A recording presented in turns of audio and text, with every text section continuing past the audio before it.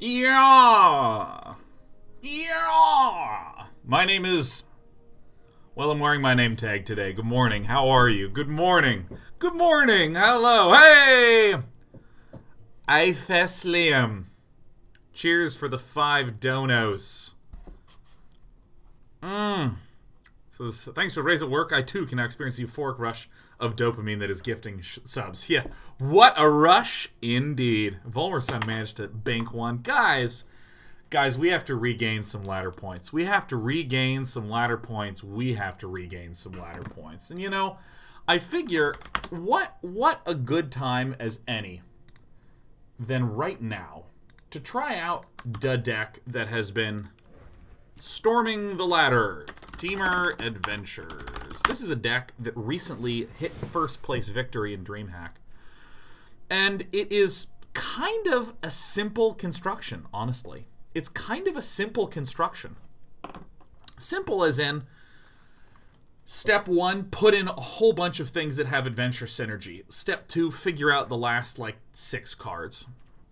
So, the deck is built around 2 pieces. Lucky Clover, whenever you cast an adventure, or instant, or sorcery, copy it. You may choose new targets for the copies. So, for instance, if I cast Lovestruck Beast, that create a 1/1 white human creature token, it will get cast multiple times with the Lucky Clover. All right, this is the first thing. So we can get lots of value. We can double Bonecrusher Giant, double bounce with a Brazen Borrower. The other card that is an obvious build around is the Edgewall Innkeeper. Once we get all the value from our adventure spells, we can then draw a whole bunch of cards. Now, here are some of the ones that I think are the obvious includes. If we have 4 Lucky Clovers and 4 Edgewall Innkeepers, how about some of the reliable things like Brazen Borrowers, Bonecrusher Giants, Lovestruck Beast? These are the 3 that kind of form the Temur base, right? The Temur base, pretty straightforward. But some of the other ones that are quite interesting, Beanstalk Giant, to let us super duper duper ramp up. But why? Why would we do that? I am actually going to ignore... Let me actually move this card over, since it's 3 mana. Move this, because it's effectively 1 mana, and this is 2 mana. Let me move all the other ones over to here. This is much more what the package of the deck looks like, is these 3 basics. Or, excuse me, these basic cards in 1, 2, and 3 mana. This deck, interestingly, if you play with just these cards, as I think many people that have tried out Temur Adventures have done, if you play with just this set of cards, what you'll find is that you don't really do very much early on. You play a Lucky Clover turn 2, turn 3, you maybe hit 2 things with a Bonecrusher Giant, or maybe you double ramp with a Beanstalk, and then double hit with a Bonecrusher Giant. And then you have a lot of mana and no creatures. So then around turn 5, 6, 7, this is where a Temur Adventures player really starts to be able to cast some of this juicy stuff. So a lot of the Temur Adventures builds that we saw earlier, they would kind of get a bunch of value and then not do anything. And this is where I think that the real clever win condition in this deck that very much so took this to first place at DreamHack is the Fae of Wishes, being able to look outside the game for such incredible value cards as Aether Gusts. We can get things like Chandra, Awakened Inferno to just blow up the board and win the game. We have, what are some other really notable ones? Oh, yeah, Fling, so we can get one of our really huge Beanstalk Giants to just get flung for lethal damage. Shadow Spear if we're up against an aggro deck.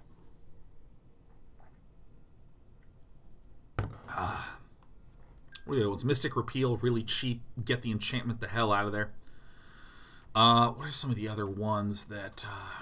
what is this? Return target card from your graveyard to your hand. I've never even seen this card. This is great. Nice. But the sideboard is really the clever one, where there's a whole lot of just tech cards. Not a lot of huge end-the-game cards outside of Chandra, but just the tech cards that really let you pierce through for damage. Like Beanstalk Giant with Fling, Beanstalk Giant with Shadow Spear to give it trample and lifelink. Very, very, very nice. So this is the sort of clever piece. The other 3 cards in the deck are fascinating. 3 Escape to the Wilds, because very often we burn through all the cards in our hand. We have a ton of mana. So then we can escape to the wilds to keep refilling up, keep getting the momentum going. Great Henge is kind of like an alternative escape to the wilds. It's another thing that synergizes with the huge amount of creatures we're going to have. Can come down quite early because we have a Lovestruck Beast. And then there's one Incubation Incongruity, which is just a cute one. Is a very cute one. You can, like, turn 1, play it to find the Edgewall Innkeeper. Or later on, play it to find Edgewall Innkeeper. But, I mean, other than that, it's a very cute little high-value deck. I'm going to play it in best of 1, as always, to get a little bit of a feel for it.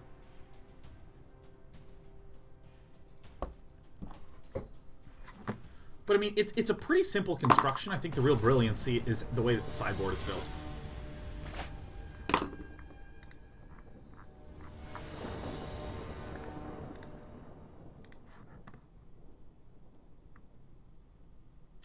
Opponent goes first. You know what? I'm going to hang on to this. Ang8811 says, does this deck struggle in best of 3, seeing as it basically can't sideboard? I mean, I feel like the answer that I am committed to saying is, of course it does well in best of 3. I have to say, of course it does well in best of 3, because it won a best of 3 tournament.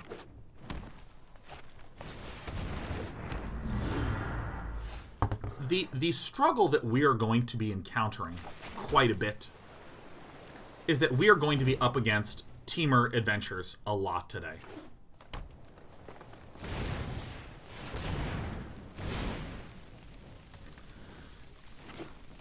One criticism that we might have with this keep is I don't have a lot of my early, very gassy cards, such as Lucky Clover. I'm sort of okay with that because we just have so many other high-value cards. I absolutely am going to be playing this out because I have an Escape to the Wilds that I want to cast. Ben Rainer says, how much are you looking forward to the upcoming set that is all about big boys? I had no idea it was all about big boys, but I'm a big boy and I like big boys. I like casting big boys. I like having big boys. I miss the deck flush with big boys.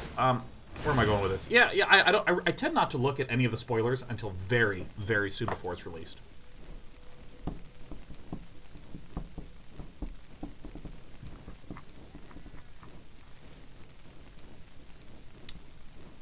Alright, now that I'm done explaining, what the hell's been happening in chat?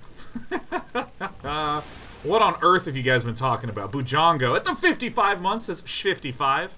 I like that strong reference. Ooh, someone's having fun. 55. Ooh, Casual Zari says, back, you sexy beast. Ooh, thank you. Oh, wow. Ooh. Have you had any plans to check out Disco Elysium? I don't have any specific plans, but it's one of those games that has been brought up a lot, that just makes me go, man, I really probably need to commit to checking this out. Did I get a haircut? I did. And I'm only looking and feeling pseudo-sharp due to the fact that I have not been exercising. Although, in the month of February... Oh, this fucking blows. You know, I'm just going to concede. The month of February, I ran almost 80 miles. Actually, about 80 miles, yeah. About 80.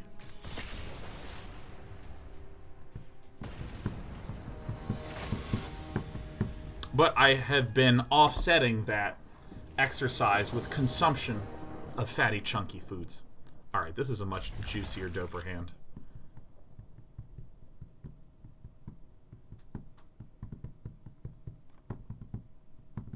Not over yet, squeezing some more miles? No, you can't make me.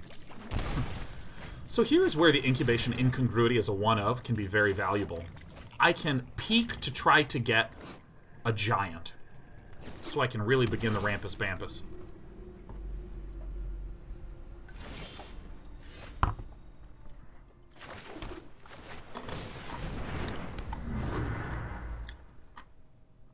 I'll admit, though, I don't like playing this deck as much as I like playing other decks.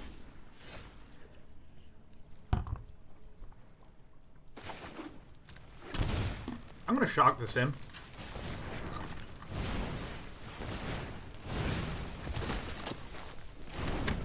So depending upon what happens, I can smash out the Brazen Borrower. Super important to note, if there are two targets, or excuse me, if there is one target, if I Brazen Borrow to bounce one thing, the copy of Brazen Borrower will wind up getting cast first, so I will be forced to bounce this, at which point the original cast of Brazen Borrower will not have a target, which means it's outie.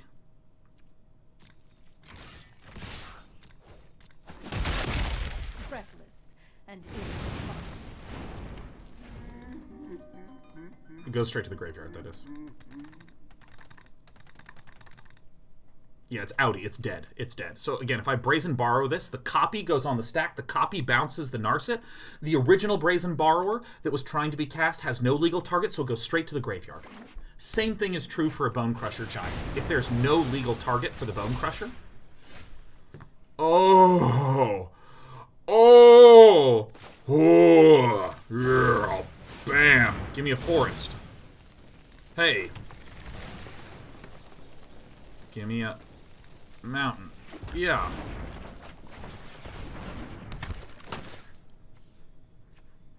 I think I actually do this. I don't have any draw. This just exiles the top 5.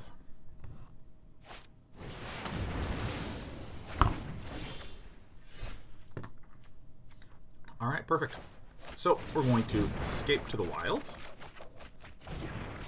Alright, let's see here. So we're going to play the Temple of Milady.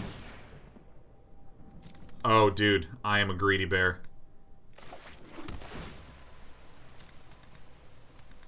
I'm all out of greed. This is how it feels. Edgewall is a draw. Yeah, Semicolon Kid, I very literally have ways to draw, but in that particular circumstance, I don't really have any ways to draw because the Innkeeper is very likely to die. It's also not going to draw this turn, and I have a effect that gets me cards out of the side, and an effect that gets me cards from the other place as well. 1, 2, 3, 4, 5, 6, 7. Damn. Very sad. We're not going to get to cast that.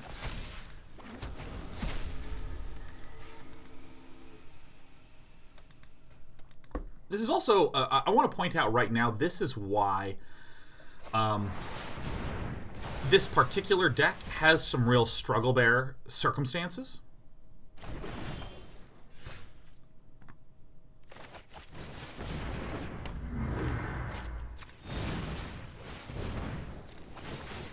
It has some real struggle circumstances because it does spiky actions as opposed to very slight gradual actions.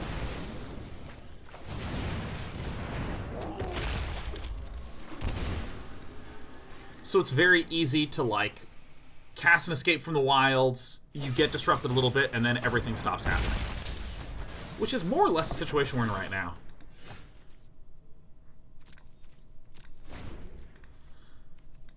If I get, like, a Fae of Wishes, and I can double Lucky Clover, that's very good. Yeah.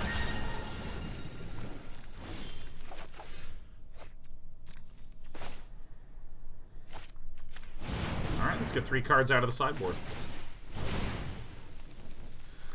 So, I think that I will want probably Chandra. And I think I'm actually just going to peel off these double Mystic Disputes.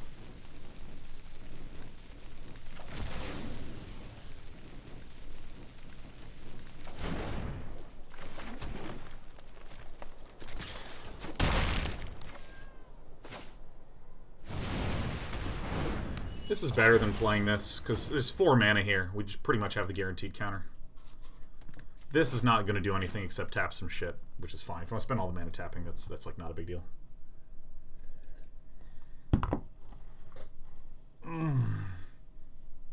Yeah, Repeal can put Thassa at the bottom, but Thassa's only good with the really expensive creatures. I don't see anything particularly noteworthy.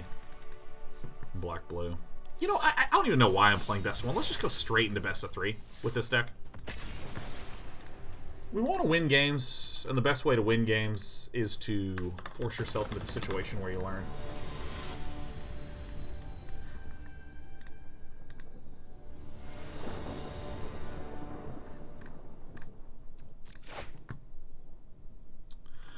What do I think about this hand? I have the Lucky Clover, I have the Lovestruck Beast, and I have this Incubation. The question is, do I do this first? I think I just do this first. That's a very nice one.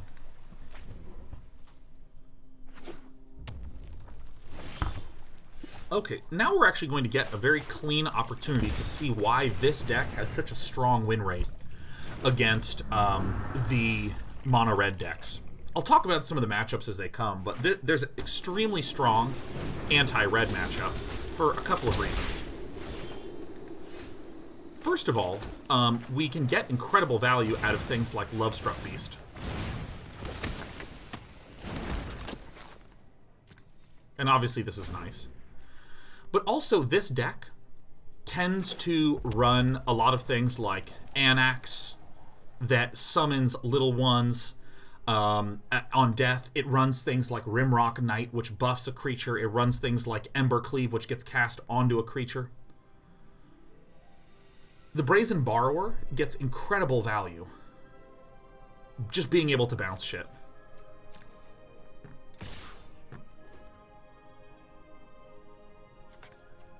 Guys, I wanna note something that's happening in chat. Deidre Sky is just spamming the plus button. By the way, I want to... Deidre Sky's spamming the plus button in chat. This is like a cat is on the keyboard. Okay, so here's the example moment where we need to Galaxy Brain it. We're going to cast the Brazen Borrower. We want to bounce this one. Wow, it just... Fuck me, man. This immediately targeted that, which we want to be careful of. We're going to bounce the one. Oh, this can only bounce enemy permanents? Oh, okay. I fucked up then. Well, that's fine. This is still going to be a really nice example of what I was talking about earlier. I forgot that Brazen Borrower is only return opponents' non-land permanent to their hand. So, look at this. This is now in the graveyard. Very important to note and to see. It's now in the graveyard, so we don't actually get to cast it. So I'm going to go ahead and Fae of Wishes for the double-double here.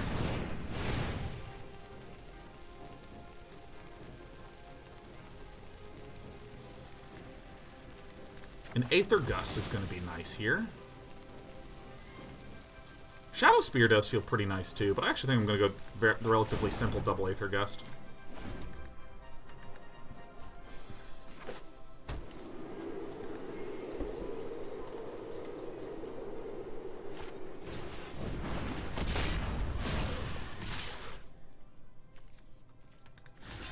I'll go ahead and block the obvious choice.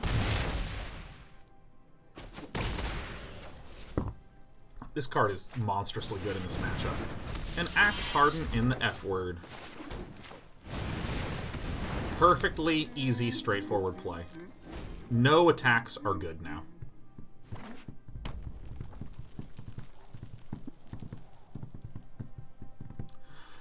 I'll note that Brazen Borrower with a Lucky Clover out is like one of the most difficult circumstances to play around.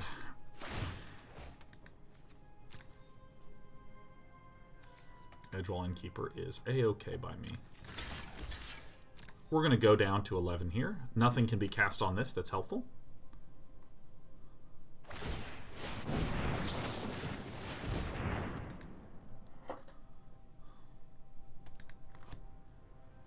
Kopoka! What up, Kopoka? Have I played Mono Blue Devotion? I tried playing it. It was hard for me to wrap my head around, because I had a game where I just, like, drew 1,000 cards and won immediately. I also had some games where I did not draw 1,000 cards. I lost immediately.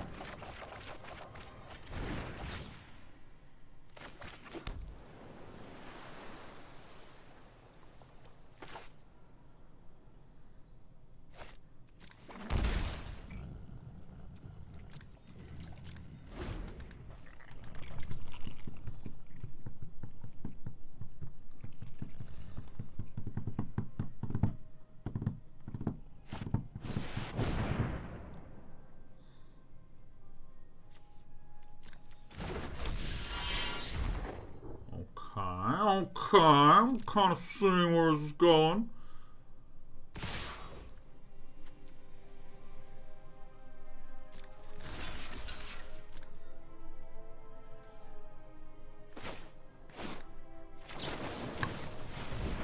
Let's get that guy out of there. Is there life gain in this sideboard? Can someone check?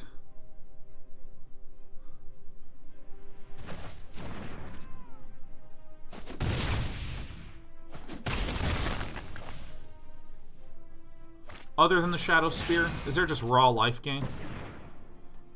If I'm being nitpicky, I'll be like, excuse me, I said life gain, not life link. Nitpick, nitpick, nitpick, nitpick.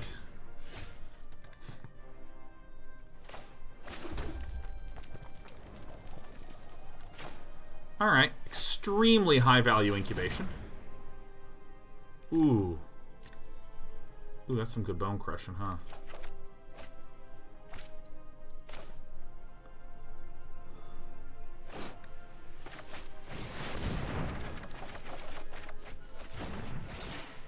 There's our henge.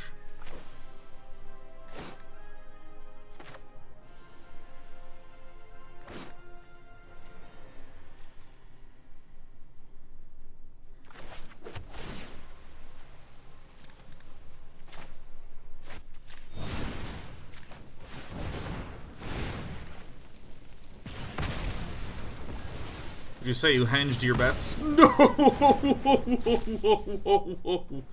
Oh, baby, yeah.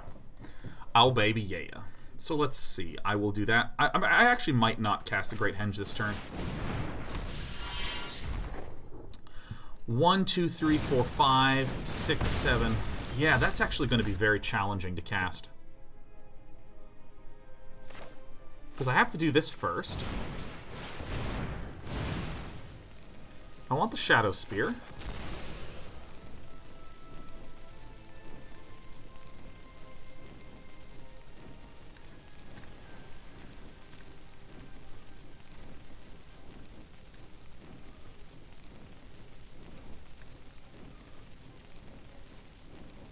Get this pause for reflection here. Then I play this. This gets equipped to that.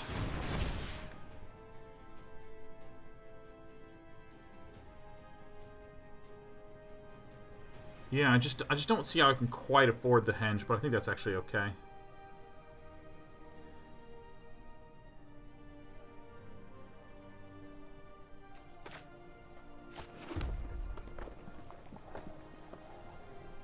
Oh wait, this generates mana, so I just do this. And then we wind up in the exact same situation we would have wound up in. Except this... Here's the thing that I was messing up with calculation. This gives +1/+1 to non-token creatures. These are tokens, so they stay as 1/1s. This is the reason I was saying, ooh, I probably can't do it. Because if it gave everything +1/+1, why can I do this? Convoke? Great. Yeah. Again, if these did get +1/+1, this would not be able to attack because this needs something to be a 1/1. That's where I was messing up the calculation.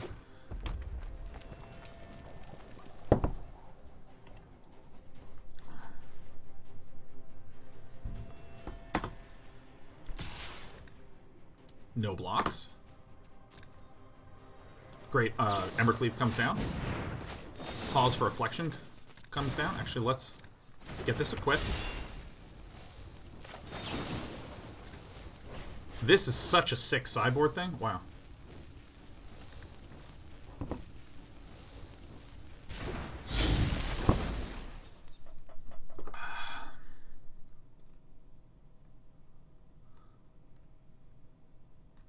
Yeah, pretty slick, huh? I mean, that is incredibly cool. I mean, that is incredibly tight.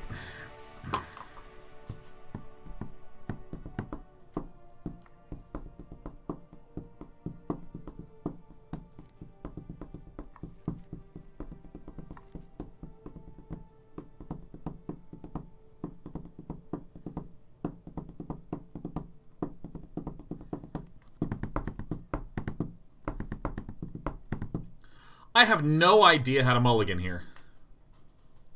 Ah, not mulligan, sideboard.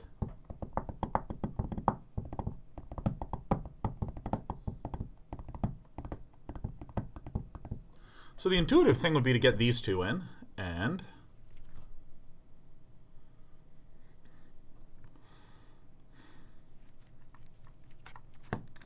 maybe the correct thing is to do this.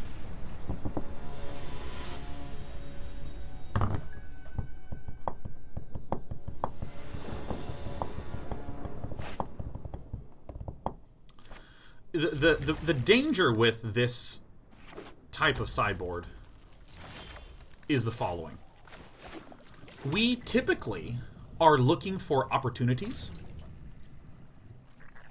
to use Fae of Wishes to find those cards. So for instance, let's say I had one Shadow Spear in the sideboard. Is it a good idea to put a second Shadow, or to take that Shadow Spear and put it into the main board? No, because Fae of Wishes gives me 4 ways to find the Shadow Spear, and if I put it into the deck, I now only have 1 way to get the Shadow Spear in. And so, I think that there winds up being some considerable risk.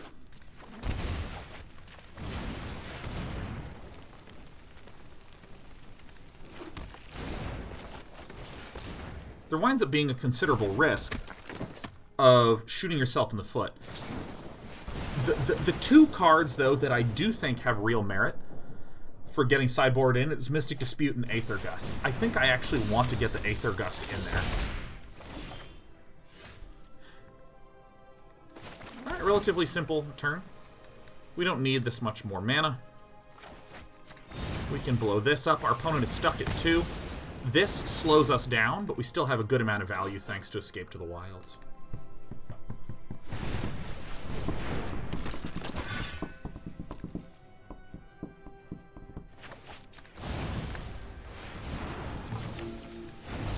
Play is fine enough.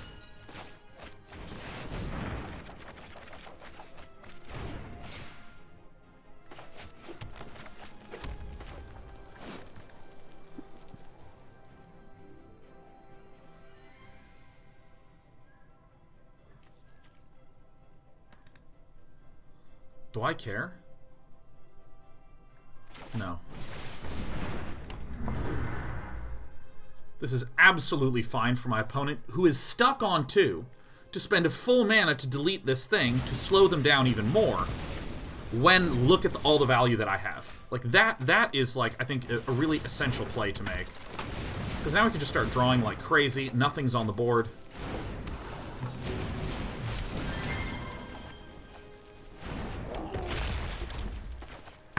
I mean, now that's some good bone crushing. That's some good bone crushing, huh? That's why I was, like, taking a really long time to, like, look at that bounce and be like, yeah, I think that's actually correct.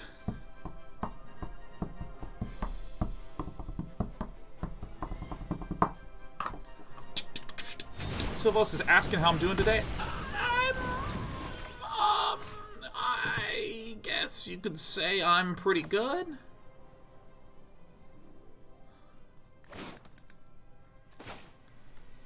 Yeah, I'm a sucker for getting more mana onto the battlefield.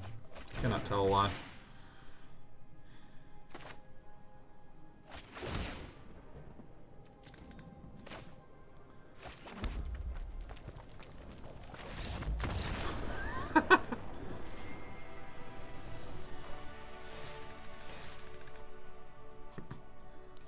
Yeah. Like the haircut. Thanks, Silvos. I think I'm doing okay. I think I'm doing okay. I was talking to a bud about this morning, that a friendo, an ally, someone who was part of my echo chamber. There's this, I have this sort of, I almost want to call it, I get annoyed about stuff, and I use the annoyance and the frustration a little bit as my form of gestation. So, for instance, I actually had a good amount of stress going into Magic the Gathering World Championship because I'd been having some stress issues. And on one hand, stress, totally fine, totally normal, happens to everyone, but man, what if it made me unable to do my jab? What if it made me unable to do my jab?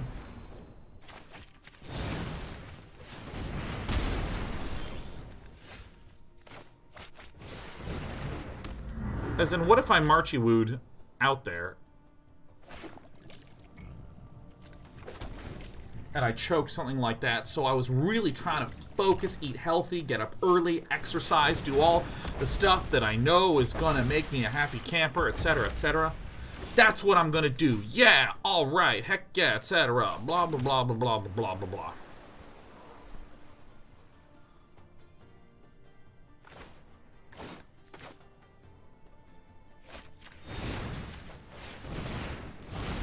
And then after the World Championship, I was so relieved and I felt so good. Oh, I was living the high life, baby. I was feeling grando.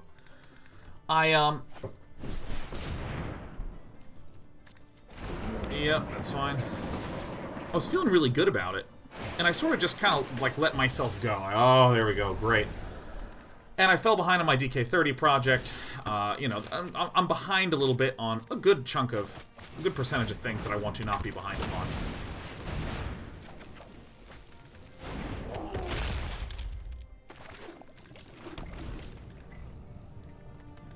And whenever I get into that period where I'm not doing a lot, I start to get really irritated and annoyed, and I need to rest, but I kind of don't want to rest, and I kind of having a lot of that sort of feeling.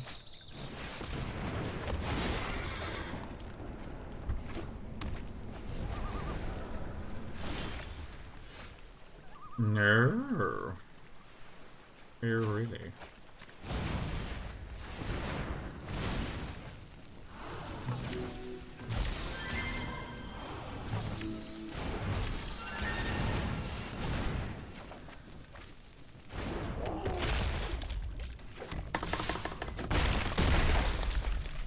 Yeah, and so I've been in that period for maybe, it's starting to spike, where I'm starting to really just be like, damn it, I gotta do some shit! I want to be productive! Blah. So there's not really any sweepery deepery doos that our opponent can hit us with. I think it might be actually wise to play this Lucky Clover. Play this Fae of Wishes for the wish. Bing bong. So now, what do we want to get?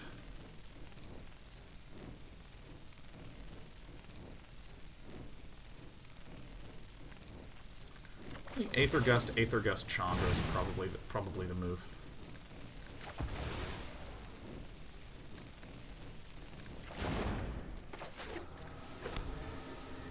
No thanks.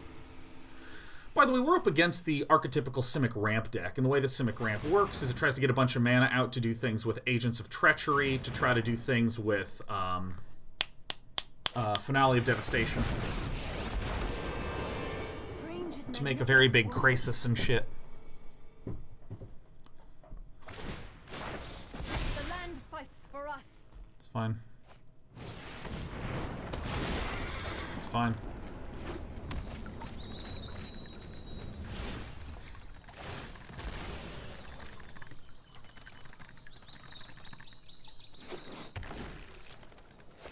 Bounce, bounce, bounce, bounce. Yeah. No blocks. Alright. So we bounce. Bounce.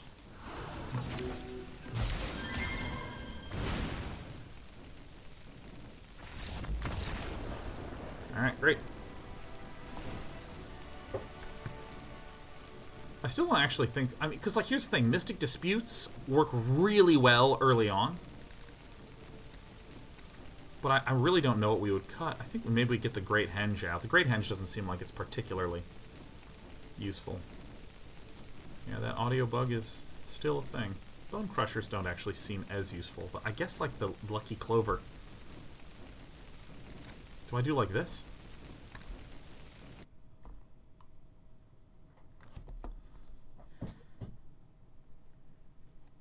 my opponent's trying to get a Finale of Devastation into an Endrace Forerunners or Agent of Treachery shit and all this stuff.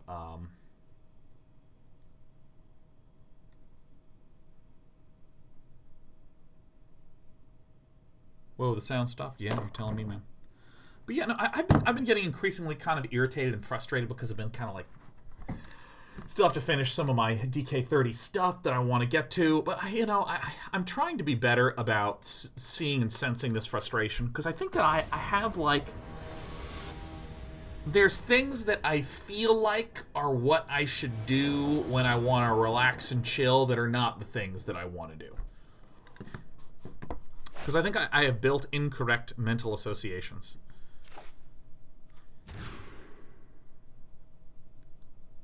That's a good one. That's a good one. So what I mean is, like, you know... I'm going to try this keep. I don't know if this is a good keep, but which Paldena's doing.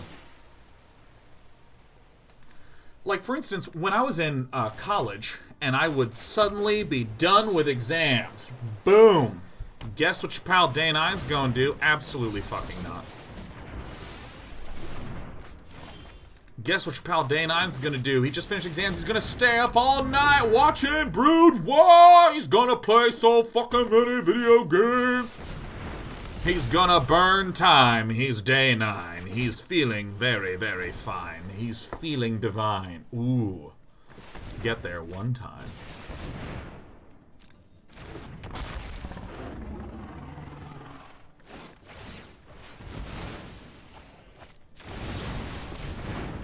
I don't actually think this is that good. Kill the clovers, but whatever. So, like, I know for a factoid that I really, truly, duly need a lot of, like, rest, alone time, chilling, not doing much.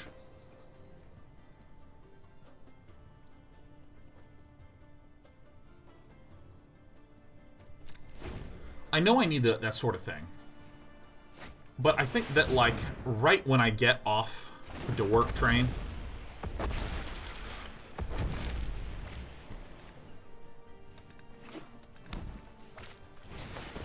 I think I need, like, maybe some intermediate smoothing action.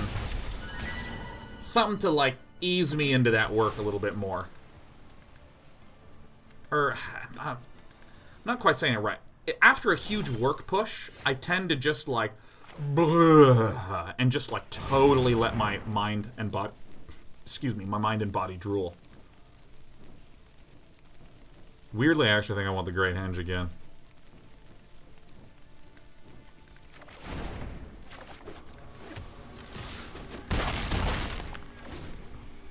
I let my mind and body drool, like, way crazy.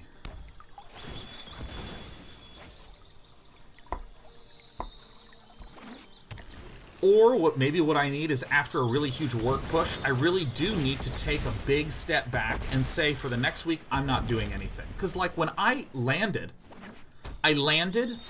too late to do my Mostly Walking show. I landed too late for that. However, I still sat down and did some programming. And I think I need to, like, maybe say to myself things like, okay, Sean, you just did a huge work push, therefore what you need to do is these specific things planned as a form of rest and recharge. Because what I tend to do is to do no planning. I tend to be like, hooray, I am free, time to just fuck off, woo!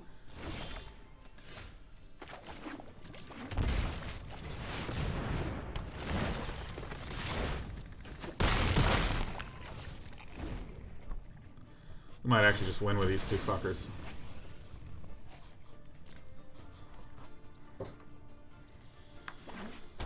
So typically what happens is that I do nothing, and then I start to feel some itchy, frustrated, like... kind of feeling.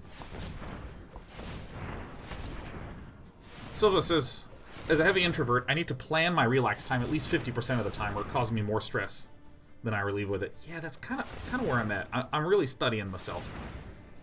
Also, it looks and feels as though maybe we lost, or it's a huge Hydroid crisis.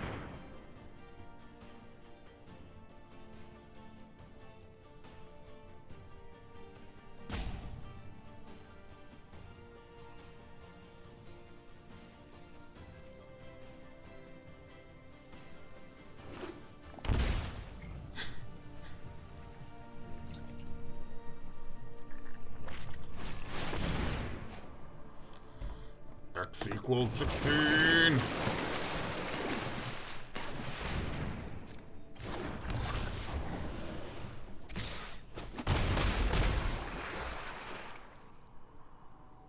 Okay, what do we wish to do?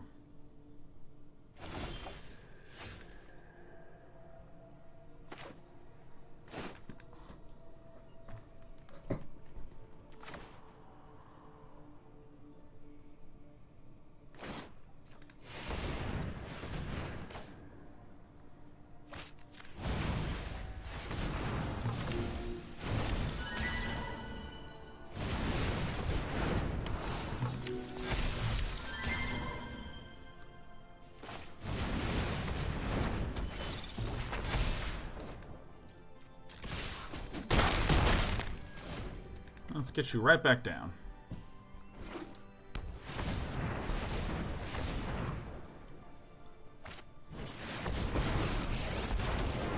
Power surges through these lands.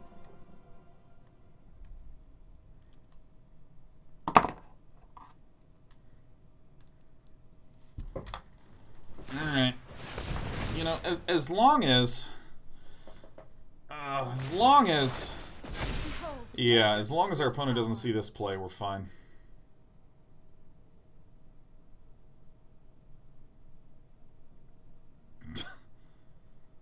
I mean, yeah, you can blast zone, kill like everything. I guess it's pretty fine. Okay.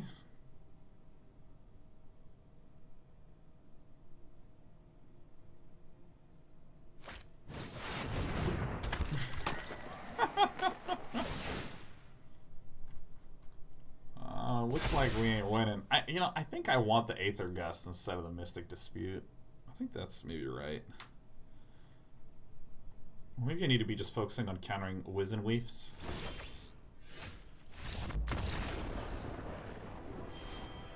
Oh, my opponent tapped out all of my opponent's mana.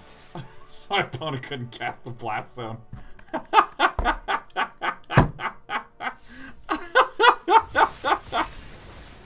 Shit happens. That shit happens all the time when I do that Simic Ramp deck. There's like so much mana, I'm like trying to constantly count and recompute, and then I'm like off by 1, and then I just die. I mean, yeah, this is one of the real strengths of this deck, is that we're the fucking man. This is one of the most busted openings that you can get with this deck. Oh my god, this is one of the most busted openings.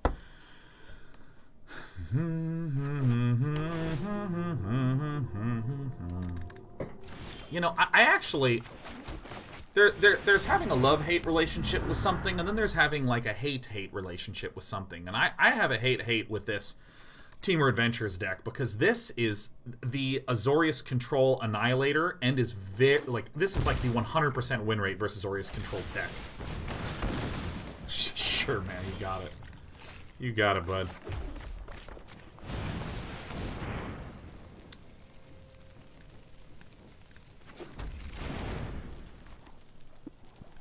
The surefire win against that kind of deck, but then also has a strong win rate against red. And this deck is going to take over as one of the core pieces in the Zamita game. And I gotta figure out how to build against it.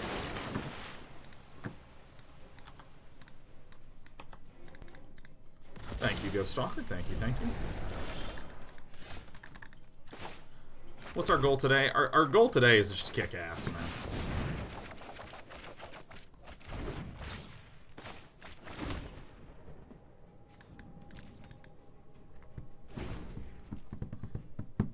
Our goal is to just get some ladder points.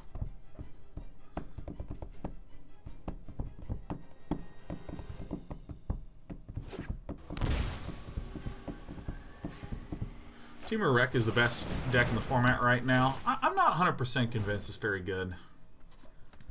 I'm pretty unconvinced in its overall goodness.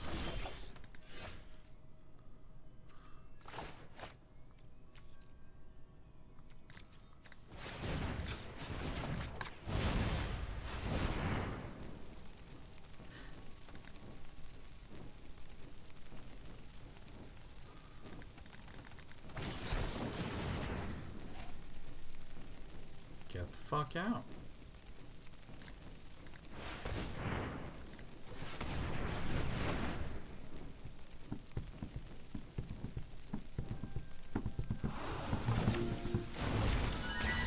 fuck?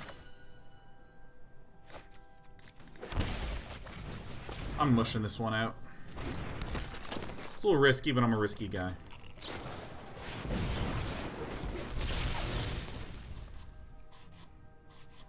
Clover Adventures' main losses usually come from Heliod and White. Yeah. White Weenie, excuse me. He said WW and I was like, White? Yeah, I mean, weirdly, the stupid random white control that we were running yesterday was really good against us.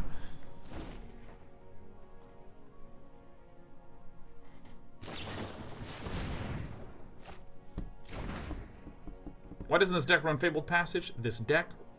Oh, I'm trying to do another deck. This deck does... You're right. This deck doesn't run Fabled Passage. And I think the basic statement is there's just not really enough room for it. Damn. Damn.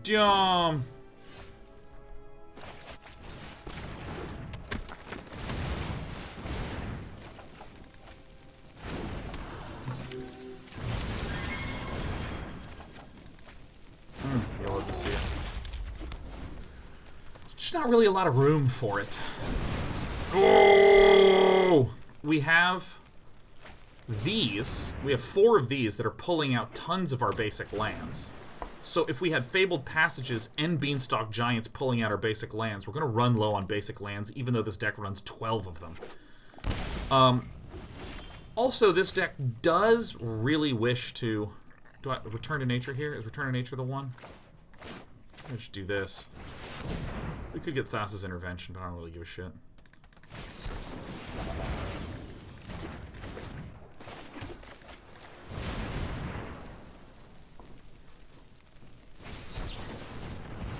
You got it.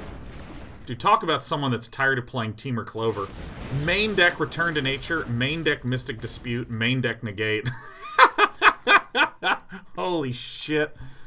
Oh, it's so funny. Well, I'm gonna play like a 12-12 or whatever. But yeah, so it's hard to find room for the Fabled Passage in the basic land thing.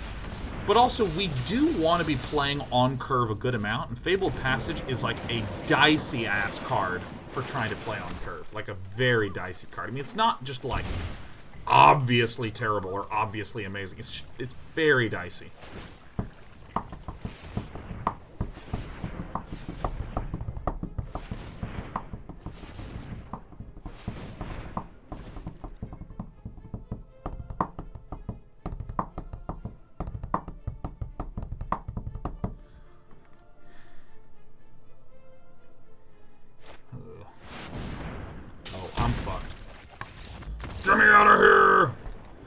In this sideboarding, we remove the Bonecrushers. I think we just get these Bonecrushers out. And then in we put the Mystic Disputes. Narset's Reversal.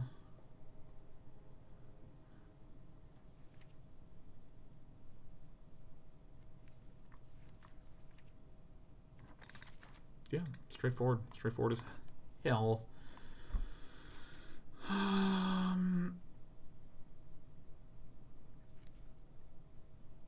Yeah, seems good.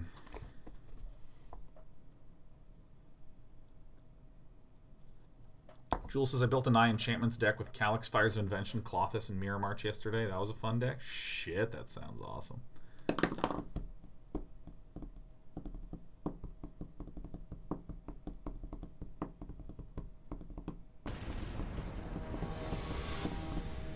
Will Big Chandra be good here? Not in the main.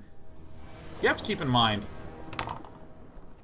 when do we want to play these kinds of cards? Actually, this is a fine opening hand. There's no sweeper that can be cast early enough to mess with us, so I'm just going to straight run these out. These cards we board in because they're incredibly valuable on turn 1, 2, and 3. Like, incredibly valuable on turn 1, 2, and 3.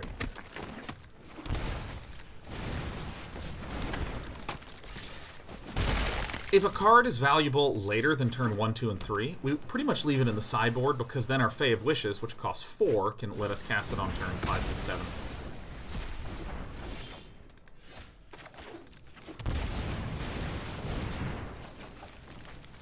You love to see it.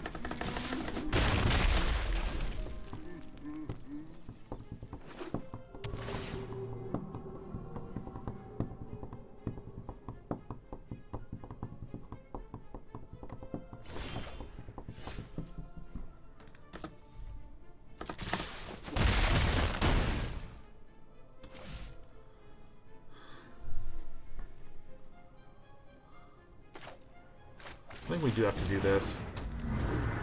Which stinks a bit, but I'm trying to set up for these. We could have Beanstalked and then played a Mystic Dispute. Oh, that's very nice to see. You love to see that.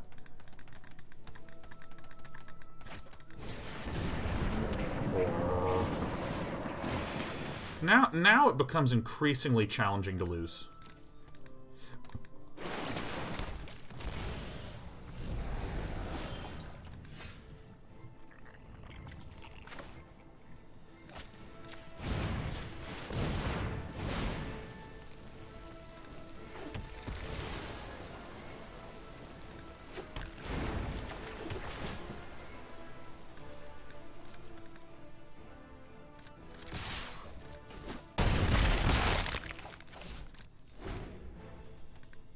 Tea-keeping says, I'm sick, heal me. Healing! There it is. If I were Nicole, Guardian Heroes, you'd be fine. You'd be fine now.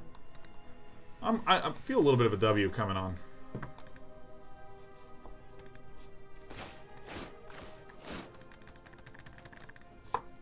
Could be a Wrathful Storm. Could be. Got him.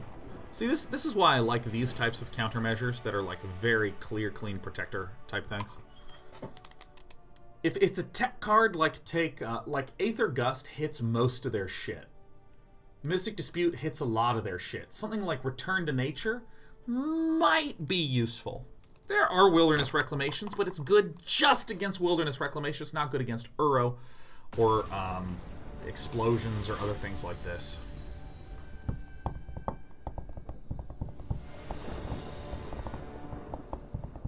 Narset's Reversal on Explosion kills them directly in the face. Ooh. Oh, that's dirty. Oh, you love to hear that one.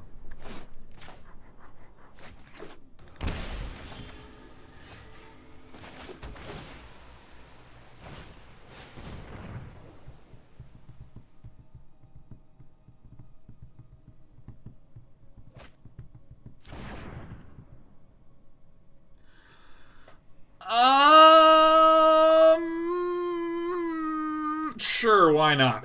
They get land, I get land. We all get land.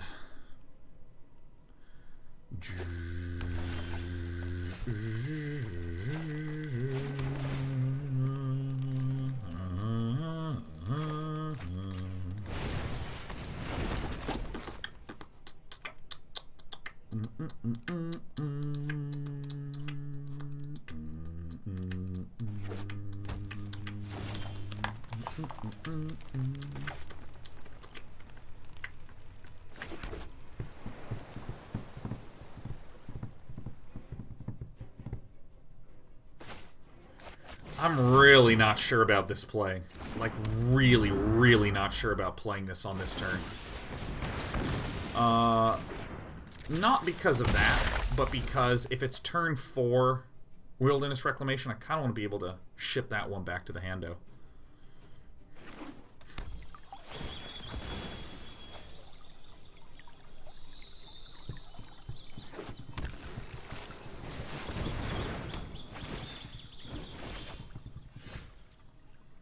Would have been nice to have this get played, then play the Brazen Borrower to bounce.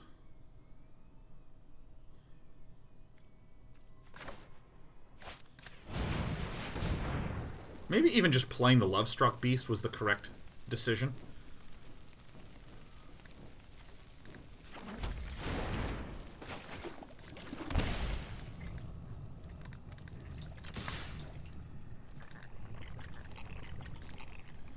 Tang's asking, is there any way the ley lines would be used in standard meta? I like the cards a lot, but struggle to fit them into a deck. It's kind of like when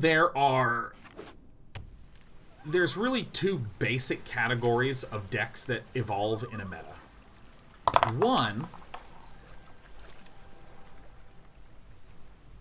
One kind of deck is the alright.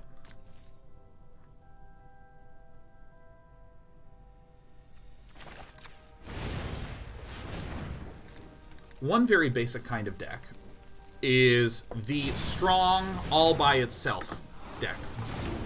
All by itself. That's a very weird timing to do that. My opponent is not replaying this. My opponent could have replayed it and then Brazen Borrowered at the end of turn. But whatever.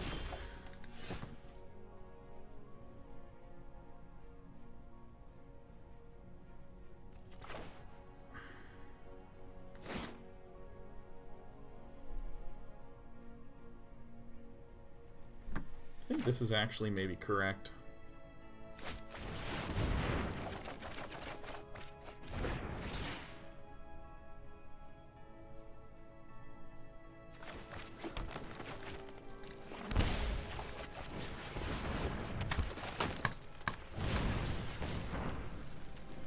There's two categories of deck. There's ones that are just strong, period, no matter what, because that's how the cards...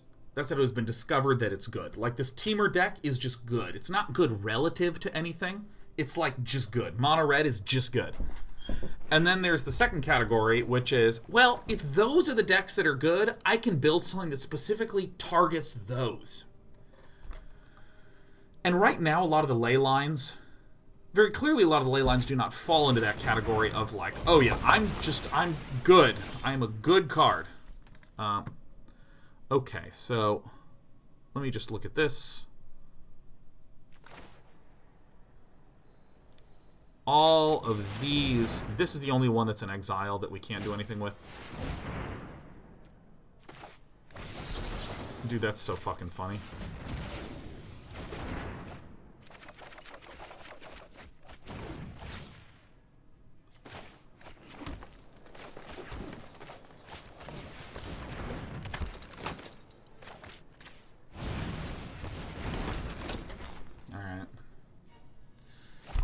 Yeah, like, very clearly there's not really any of the decks in the meta that are, like, good in an absolute sense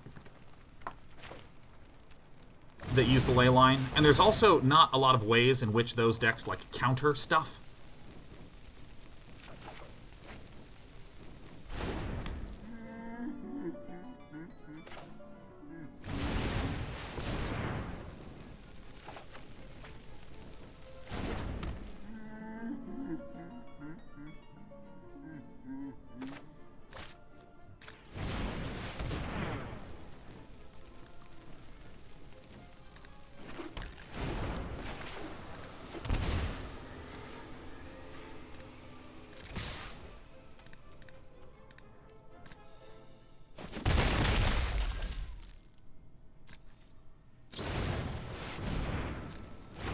Fine.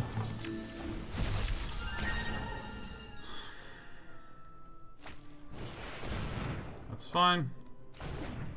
Oh shit, my Aether Gust is gone. Oh fuck, I thought I had one more turn on it. Miscounted. Well, fuck. Whoopsie doopsie. Okay, we messed up.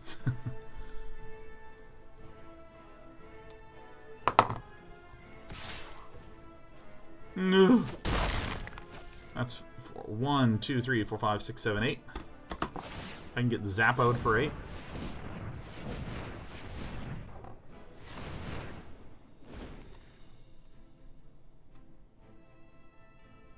Fuck.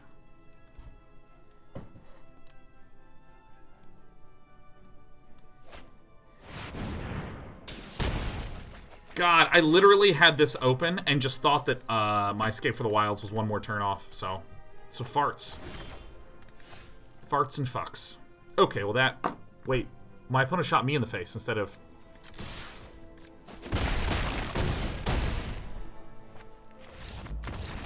It's kind of weird, because I look and I count and I go, shit, he can shoot this, kill it, and then I just mentally was like... imagining my Lovestruck Beast was dead. Alright, well, you know, one of the best ways to climb the ladder is to have your opponents make mistakes.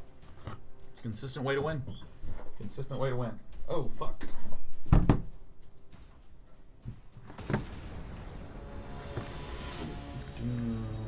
Okay. This is not good. This is not good at all. Videos. Go to videos. Take all the recordings that we've done. Let's take these and let's delete these. Yes, delete those permanently. Return to recording. That'll do, pig. That'll do. I accidentally my whole hard drive. Yeah, that'll do. That'll do, pig.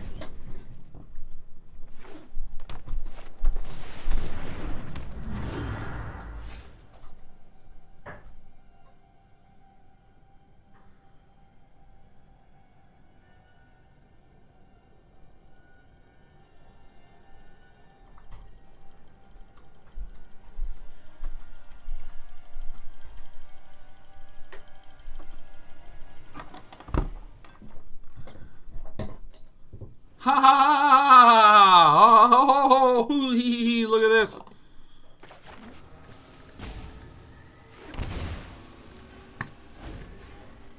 Everything hurts. Everything hurts.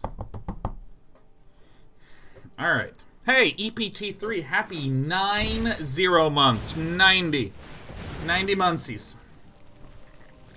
Yeah, it's just like 90 monthsies. Dude, this mirror matchup is fucking dirtly. It's a dirtler. It is an absolute dirtle o'clock kind of game mode here. Pass.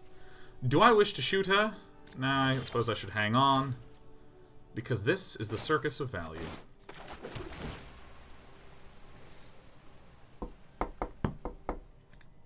That'll do, pig. Bop. How am I doing today? I'm doing pretty good. I'm doing pretty good.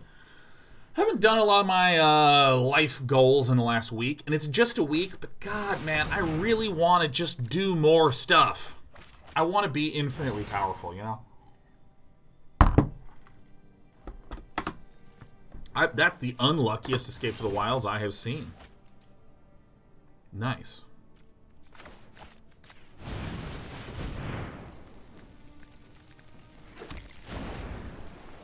How did I click on that one? That's incredible. I meant to click on the red one, because very obviously that is the way that we can cast the thing that we've been trying to make sure that is up all the time.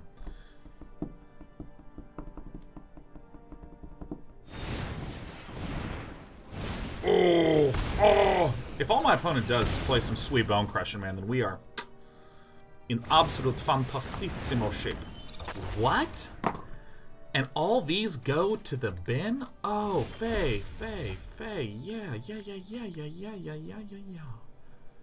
Yeah. Alright, let me show you how to escape to the wilds here, huh? You love to see it. Bing. Bong. Cloven.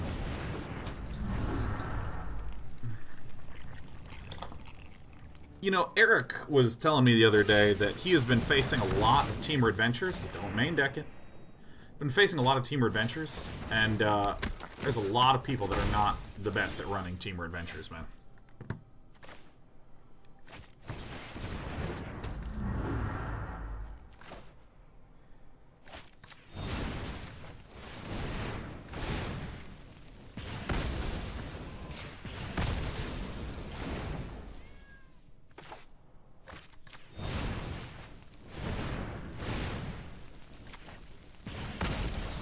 Ooh, I could have cast that one. That's a bit of a mistakey.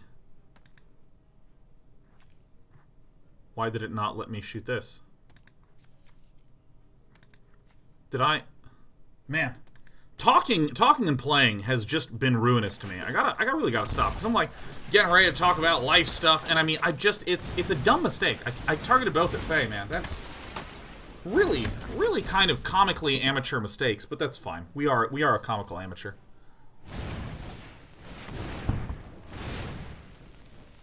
Up and away with you, fellow. If there's nothing to be played here, we can really put some bone crushing on. Okay, you got it.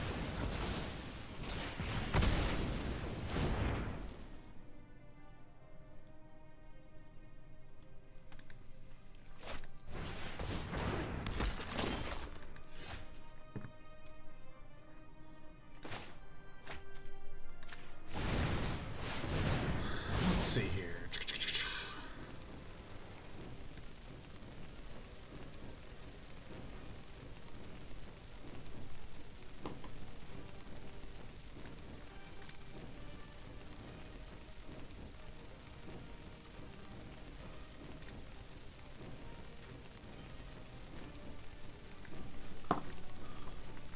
This is rough. I did this, and I guess I'll get one of these. Zoop that one out of there.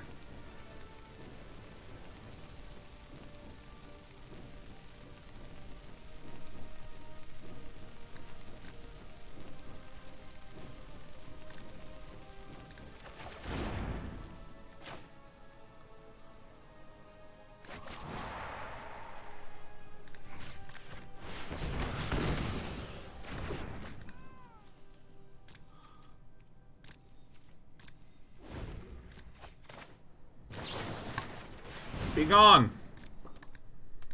Be gone! Said Sean. And he meant it. Yes, he did. Yes, he did. To the top with hay. Nothing? Nothing at all? Are you sure you don't want to play any creatures? Like 0 creatures is what you want to play? Holy F. Oh my god. Oh. Oh my god. Oh my god. Oh my god. Oh my god, oh my god, oh my god, oh my god. This is horrible. Is this a session for concession?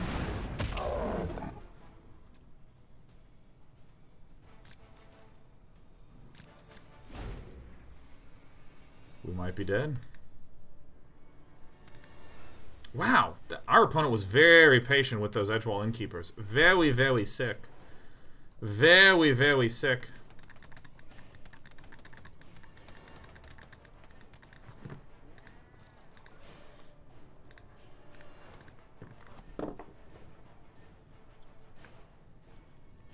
Yeah, I really wish we had that Storm's Wrath. Could be good. Could be good to get one.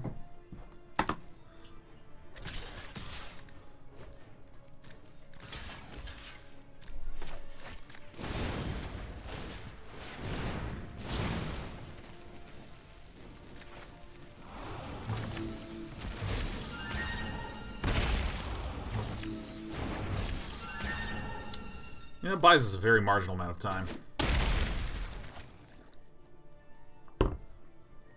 Shadow Spear would be very good here.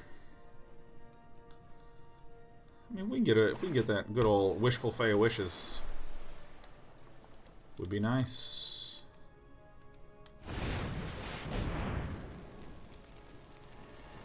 Wonder what that could be. Fling. Awesome.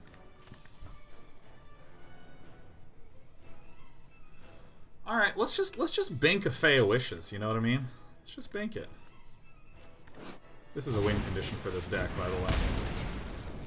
PS. Fae of Wishes, corner pocket. All right. That's looking like the truest death that there ever were, huh?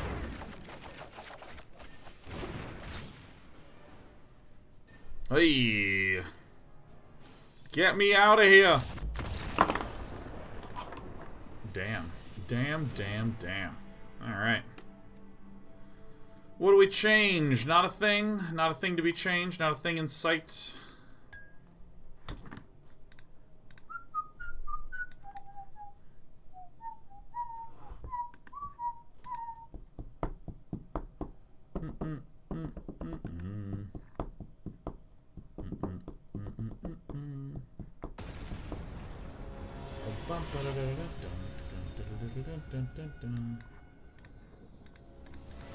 We're doing on the wins. Well, we have not lost a best of 3 yet. Whoa!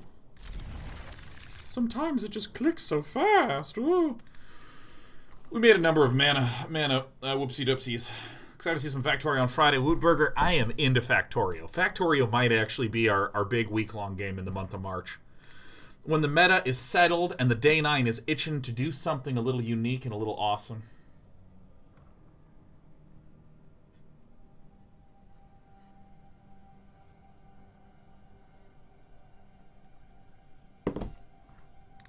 I'm in the mood to launch that rocket. Mouse, I use a Steel Series Sensei.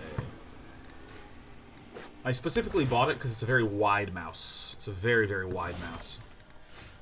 And I have large hands, and like I like to be able to hold like this because I used to have like a really thin mouse, and it actually just like messed with my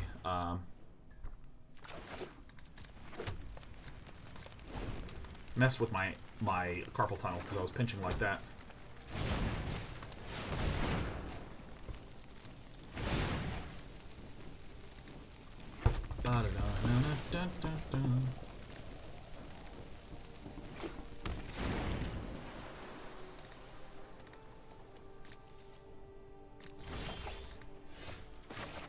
Good. Good, good, good, good, good. Grant me wishes, baby.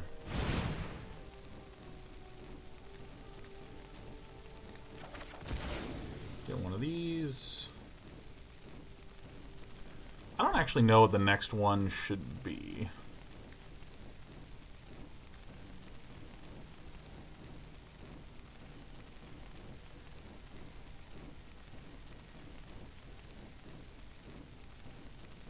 What do we get here? What do we get here? What do we get here?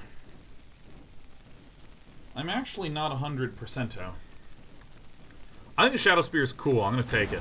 It's not a good reason, but I just want to do it. I just want to take it.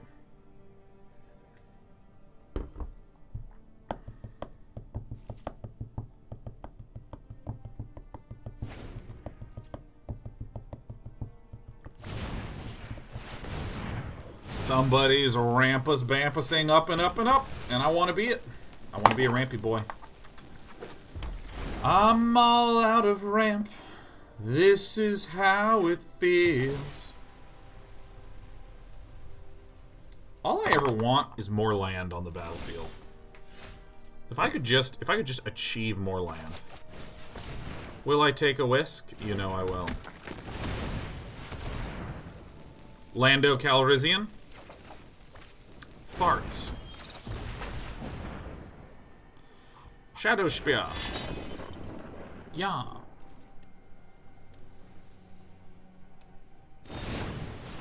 Don't touch it! You don't know where it's been.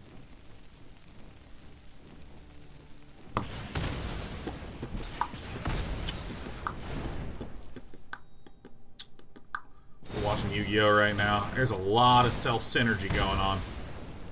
And then I combo with myself and with myself and with myself. See, look at Grand Sire, dude. Accurately clicking on the right thing. That's pretty tight.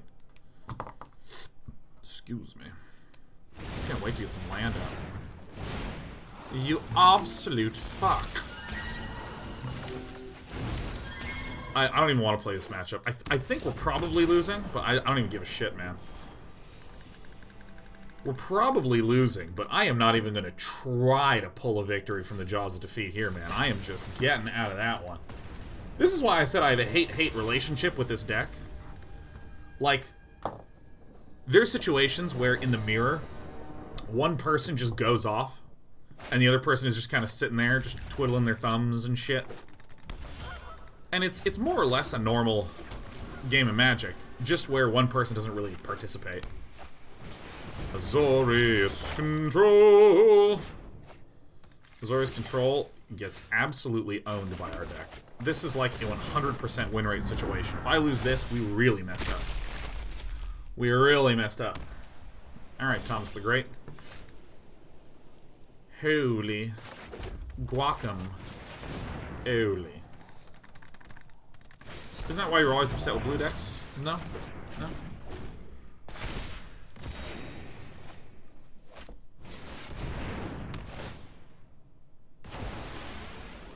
Not gonna do much. Look at this. Look at it. The power just keeps on coming, man.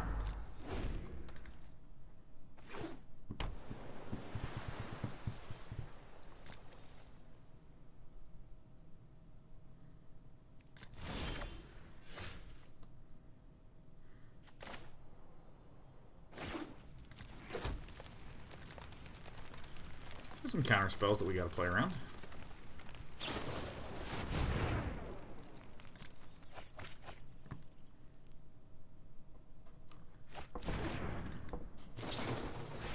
Drunk Terran, if you have an Abzan Auras list, message me on Discord, dude. Message me on the Disco. Paste it, Drunk Terran. Abzan Auras does sound cool. Is it an Abzan Heroes Aura deck?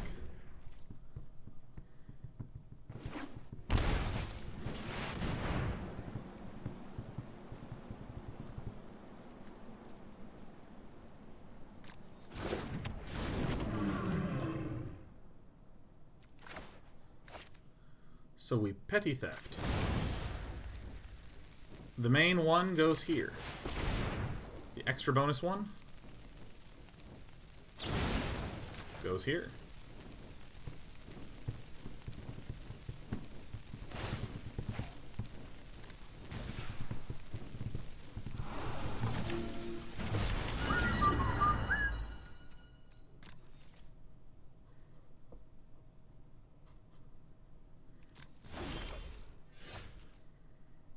What is even the order in which we want to do it? I think this one. Grant ourselves some stuff. Bam, bam.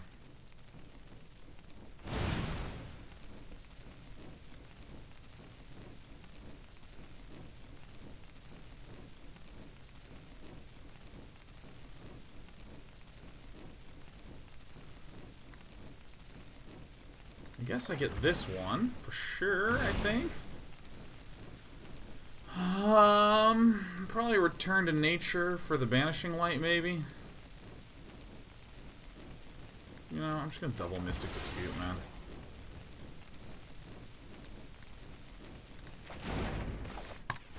Maybe it was better to escape to the wilds first.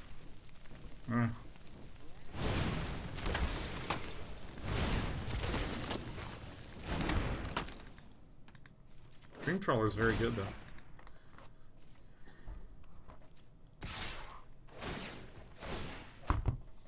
Would it ever be hypothetically correct to put a land in the sideboard so you can fetch it with the wish effect? I think the answer is probably never. I think it's probably never correct to do. And what we might state is that our reasoning...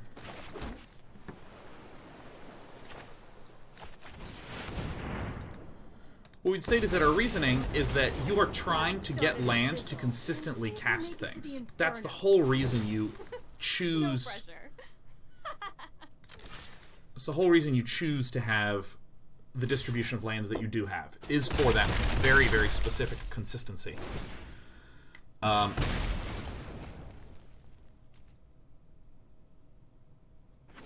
so if you're not having that land in there,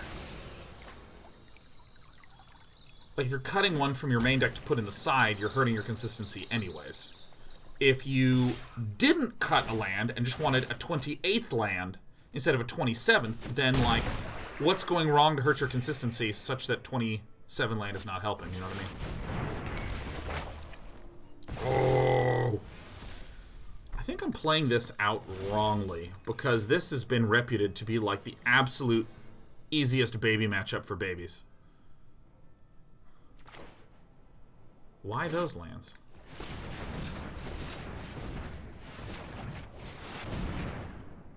What am I doing wrong here? Oh, shit. Clearly something. Once the Dream Trawler came down, I just had usual Dream Trawler problems. I wonder what the statement is, because it seems like when a Dream Trawler comes down, that's really, really, really good.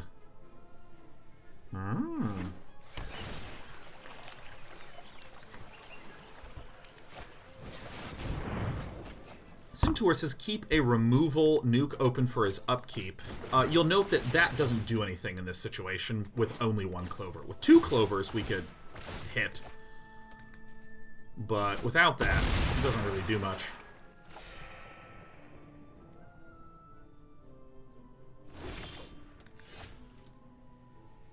I'm going to go ahead and concede. I must have done something wrong overall.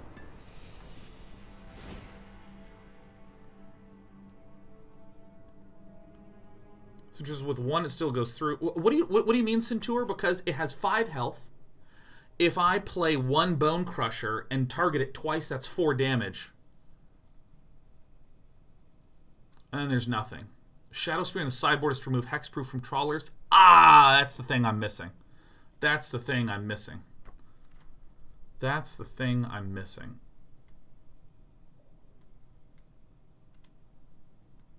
Afstan says there was a point a couple turns ago where the Dream Trawler was tapped and opponent was tapped out. You already had 2 Lucky Clovers, so you could have removed the Trawler with your Bonecrushers.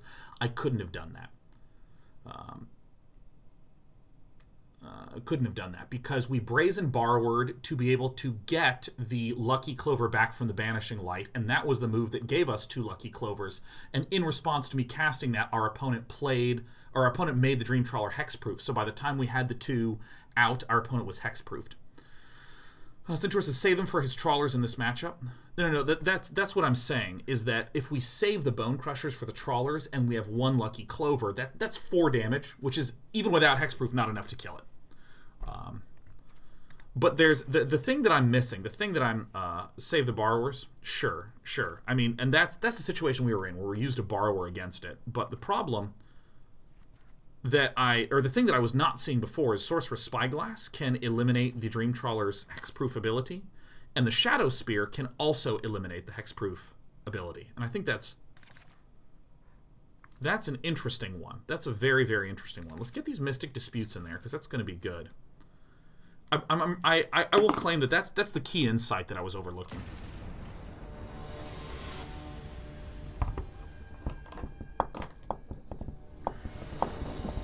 Possum Socks, you're a pretty patient dude, you know. Good job explaining. You know, after streaming for 1 million years, ooh, what a dirty little hand. I don't know if we're actually going to be able to do anything, but it feels fun. I need some action. I have learned that there's a few things. There are like 3 situations that happen that make up 99% of comments that are capable of being annoying. And when I say capable of being annoying, it's me. I have seen people be frustrated by these. I have personally been frustrated by comments like these. And they are as follows. First of all, a lot of people just watch Twitch and they half pay attention. They have Twitch open and they're playing a game, they're unwinding after their day, and they see a thing, make a comment, and don't care much more beyond that. And so they will accidentally ask questions that have already been answered. Like literally within 30 seconds. So people like half pay attention, will make comments, so it's very easy to say something like, we should cut this card from our deck because X reason. And then 30 seconds later someone says, hey, why do we cut this card from our deck? It's important to be aware that people just do this shit. And it's not evil or bad. I'm just double shooting this right now. So that way I can just play the Bonecrusher next turn, or we can bait out some sort of counter spell. But that's the first thing. Second thing that happens, a pretty big percentage of the time, someone just does not have as much knowledge as you, the streamer, in regards to the specific thing. And so they're just making a comment because they want to interact. You know, like I, was Grandmaster StarCraft 2 player.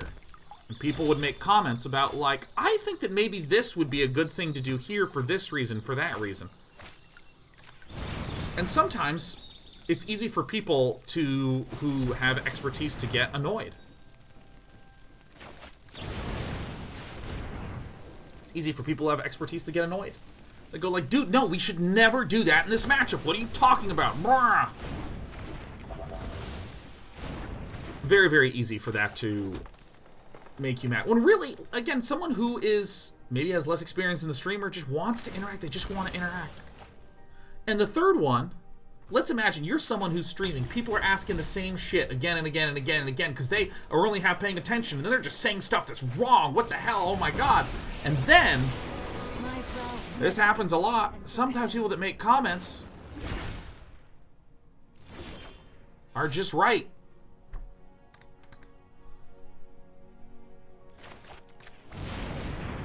They go, hey, I think that maybe this would have been better than that.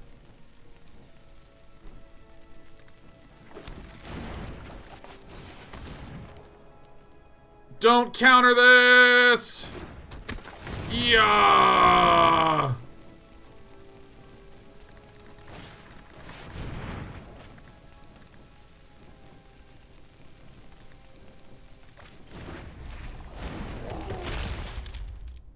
Oh yeah, this fucking asshole. Hone your prowess. And so, I think it's an important thing to do as a streamer before you go live to be like, people are most of the time just participating because they're excited about you as a person and they're just excited to participate. Oh, I've done the hero thing before. Boy, I feel incredibly dead here. Although this does help a lot. If I can just kill this guy. Get the fuck out of this game. By the way, again, I think I'm doing something fundamentally wrong because this deck, again, has like a 100% win rate against Azorius Control. So I'm doing fundamentally wrong. Fundamentally wrong.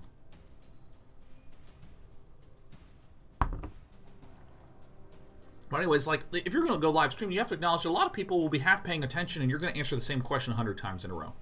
Also, a lot of people are asking questions and want to interact because they don't have the specific subject matter knowledge. Like, not a lot of people. You could have countered that. No, Canuck, we're up against a Teferi. Canuck, this is the only time in my life that I correctly remembered that Teferi 3 prevented my counterspell.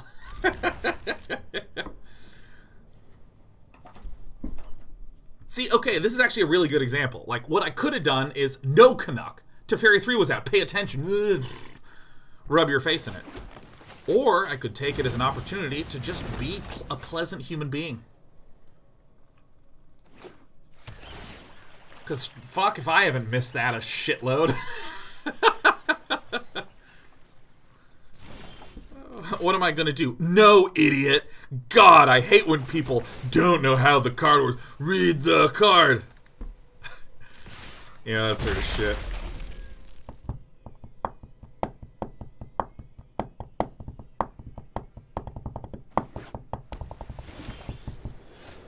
Azorius Control, for me personally, is like the list that just always feels good. Oh my god, is this actually Luis Salvato? What an absolute honor it is to be able to play against Luis Salvato. Let's assume that it is Luis Salvato.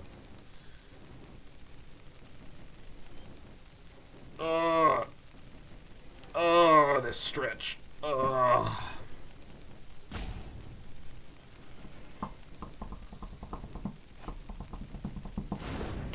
And again, similarly, sometimes you just make a mistake and someone is like, ooh, here's a way that you could have gotten lethal. And you know what?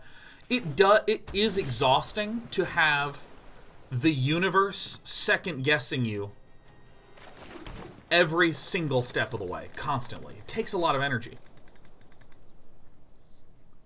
But I think that you must...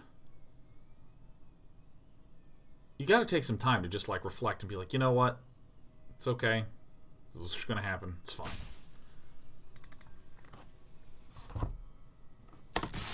Die, Luis Salvato, who is an incredible player.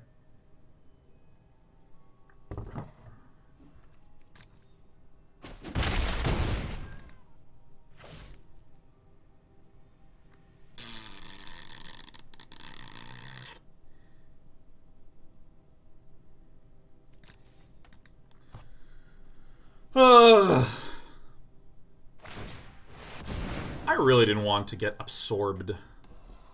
I feel like Azorius Control should be good against this Temur Adventures deck, but I don't know if these statistics are generated from people using older Azorius Control lists that didn't get updated, because I mean, it feels like if you have some Heliod's Intervention and some sweepery deepery doos. Oh my god, I Am the Shad just gifted a tier 1 sub to Luis Scott Vargas. There's a pair of Louises here. No!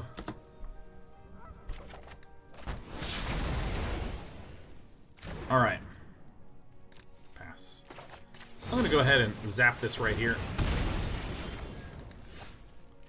Let's put the pressure on.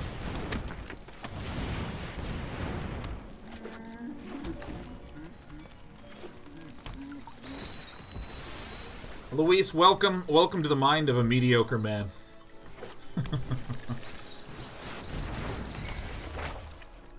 Here's the things that I think, and I'm not done thinking them yet. Alright.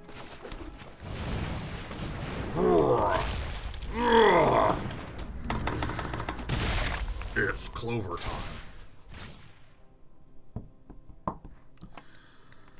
Ben Rayner says, hey, what do the tears on the subs mean? Oh, I hate the second chapter of Elspeth Conquers Death. I forget about it 100% of the time. Alright, let's Swingo Dingo first.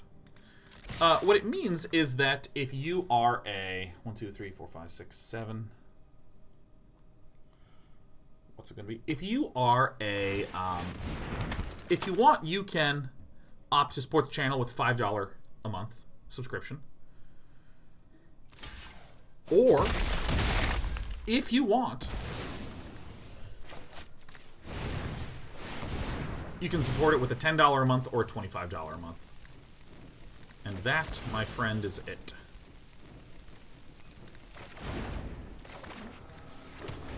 That's all it means. There is no functional difference that happens with tier 2 or tier 3 subs.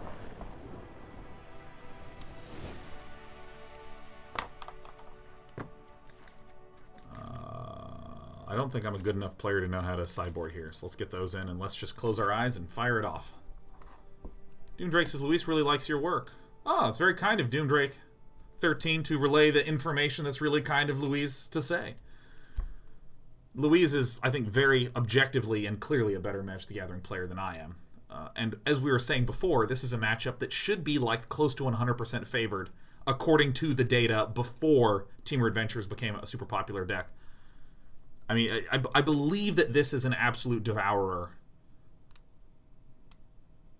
of Azori's control decks. I think, according to the data that I have learned. So, you know, if I really want an opportunity to beat Luis Salvato, who is again a better Magic player, what better way to do it than with a profoundly dominating matchup?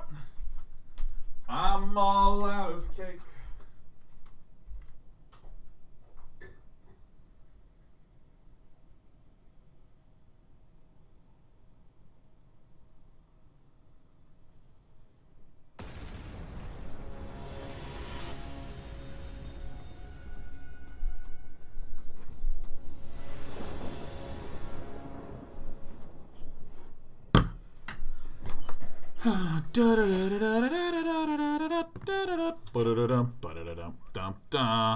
I don't know what to do with this hand. I don't know what to do with this hand either. Let's hang on to it. This is my kind of hand. We got 2 blue spells. We got no blue cards. We're going to put that back. Bam. Why do we see a Brawl deck anytime soon? Dude, Meyer the Great, I gotta start playing Brawl. I gotta start doing that. Let me actually put a note to myself. Let's go back to Eric. Hey, quick note for Thursday. Let's plan on doing Brawl.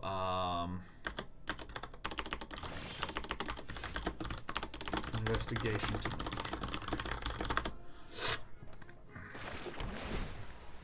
Never didn't have it. Never did I ever didn't have it. Oh, I know this motherfucking deck that you just linked to me, Drunk Terran. Oh, I know this one. Oh, I know this one. Let me just show off that I have all the mana sources, you know? Really stick it to Luis Salvato. I'm a tough guy that has all his mana sources by turn 2. And then it's Narset. Whoa.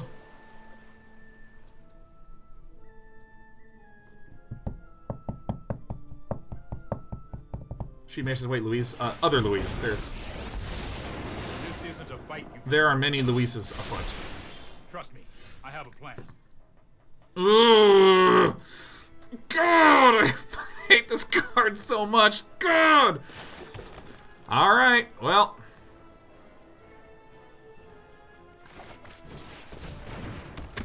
All right, let's send out the team.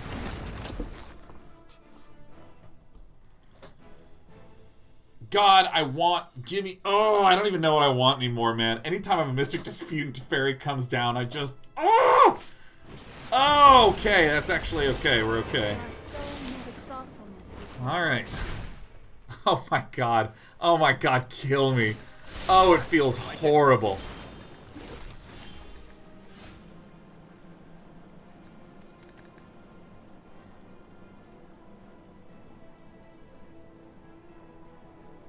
Everything hurts.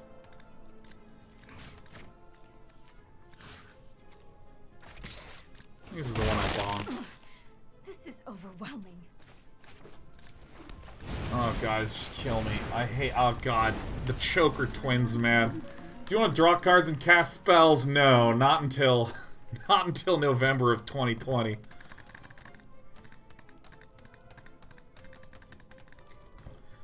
Oh! Yes, die! Yes, become dead. Become dead, lady.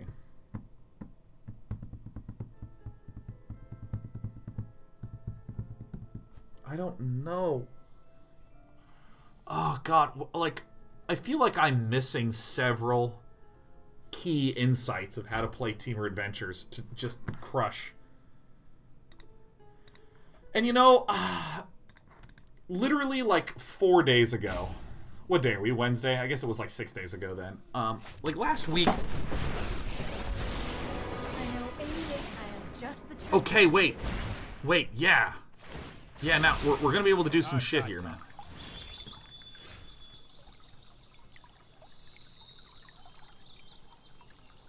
So if I go land, escape to the wilds. No, there could be a Dovin's Veto there. So what we're going to do is we're going to hit this one. We're going to bonk that lady. These are the bonks that I have chosen. They are my chosen bonks. I must stay focused. This is very Dovin's Vetoable, but I would assume that Louise would board out the Dovin's Vetoes. Maybe, maybe, baby, baby. Maybe yes, maybe no.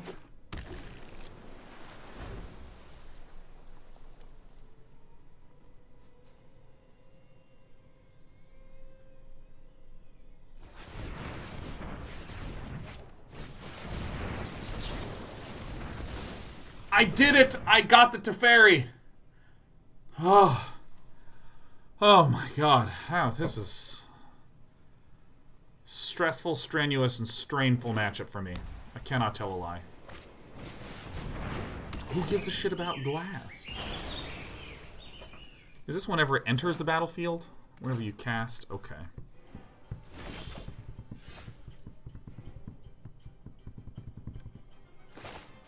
Let's just get there. Okay, well we didn't really get there. There's this one, there's this one. I gotta play out this one. Alright, get ready, Luis Salva. I'm gonna hit you in the face. Bam. Fury will only lead you astray. Fury will only lead you astray. Damn.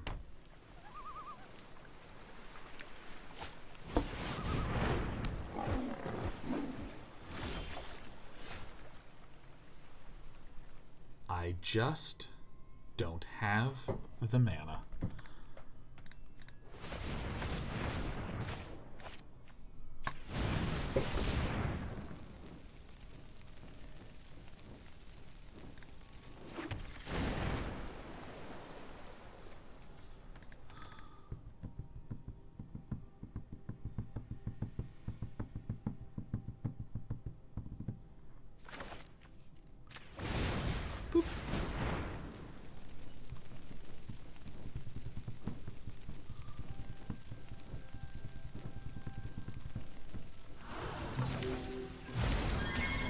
Alright, we will now commence the Narset killing.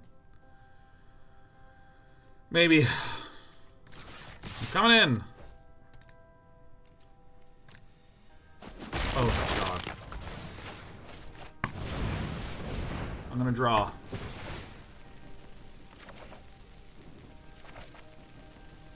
Huzzah! Some progress has been made. Some marginal advantage. One thing I'll note, the technique that Paulo Vitor Damaderosa, whose name is tight, by the way, PVDVDVDR, did this technique with the Azorius control decks in which he boarded out the counters and then boarded in a proactive control style, tapping out to play Archon of Sun's Grace, using lots of enchantments to disable, relying on plus Teferi, and then Teferi Narset into Shatter the Sky on the other turn.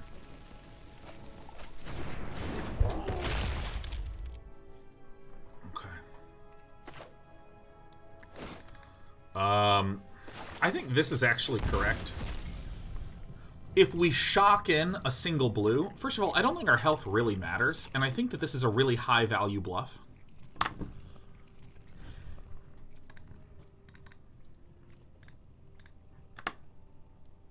think this is a really high-value bluff, because if I just played the island, it can look a little bit like I just drew a land, but if I shock in this thing, it looks quite a bit like I have a counter, which could discourage the Narset from being played. I think that's a good play.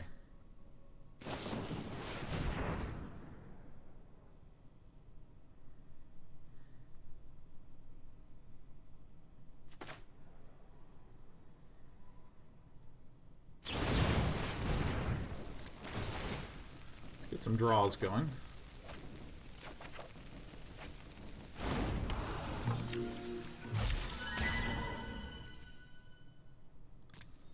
Take that action.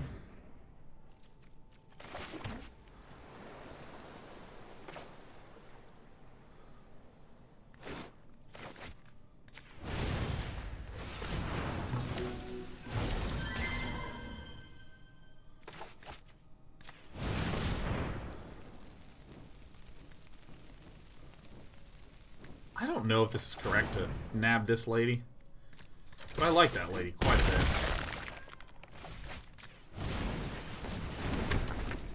Distributing threats. Distributing threats.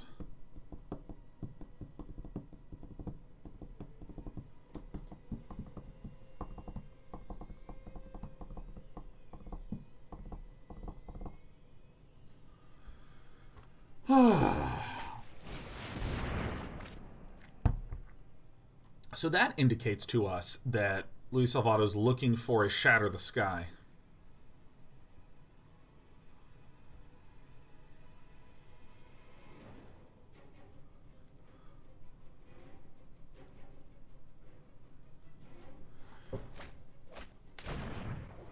Is it a... Oh.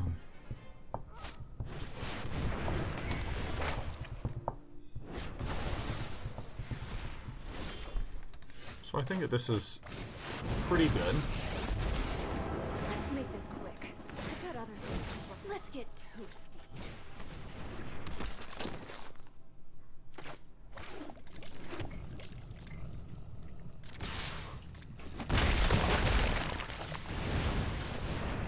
I think this is good.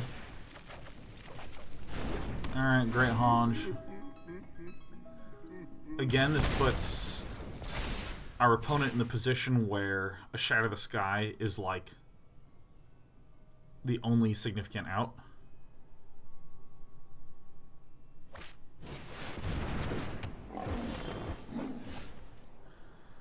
Okay, so I feel like we just minus X equals 4 here. And then, like, see what happens.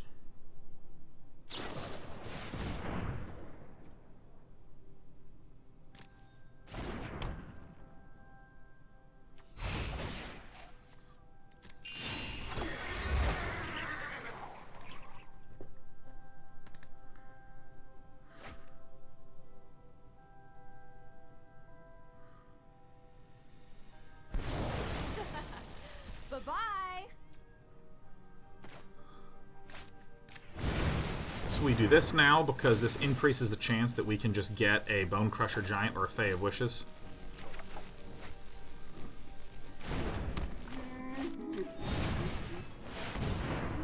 This could get Dovin's vetoed, but this is looking increasingly better. And then we swing.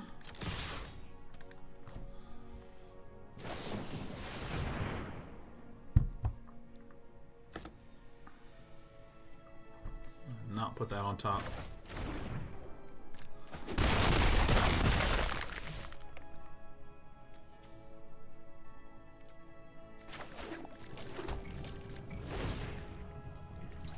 Okay.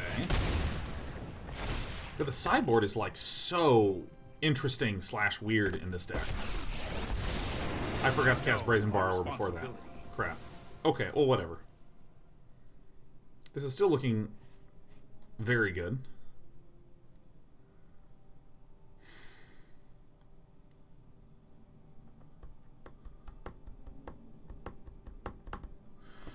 I mean, typically with a lot of Temur Adventure type things, thingies,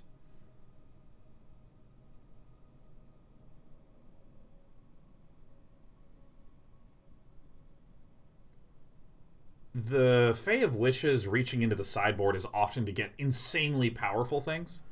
And I think what makes this list clever is that, like, Chandra Awaken Inferno is, like, the most expensive card in the sideboard by, like, 3 mana. Everything else is, like, a cutesy tech card.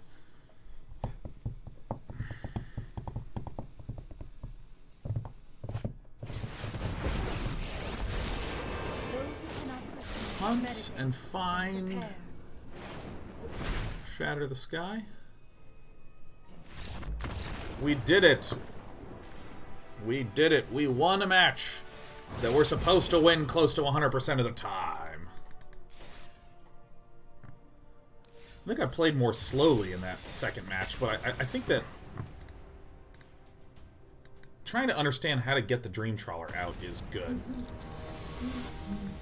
I think I really whiffed on that, because increasingly I see that the problem that the Azorius Control deck has against this Temur Adventures deck is that there's a lot of, like, counter a single critical card. Get a 2-for-1 with a Shatter the Sky, or a 4-for-1 with a Shatter the Sky. But we're able to generate just so much recursive value. Because we, like, play the Bonecrusher, and then it copies the Bonecrusher and copies the Bonecrusher. And then we play...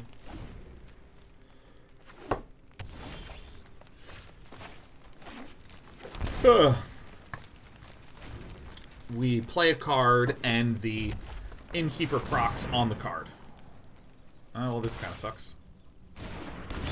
Well. No! Oh!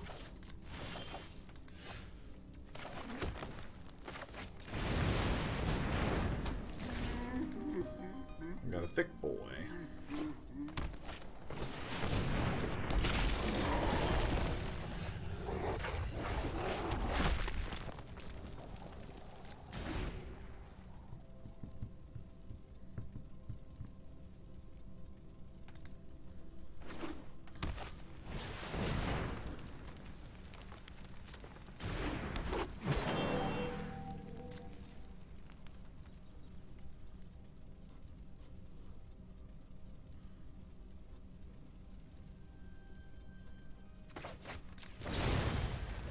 I do want to do this right now.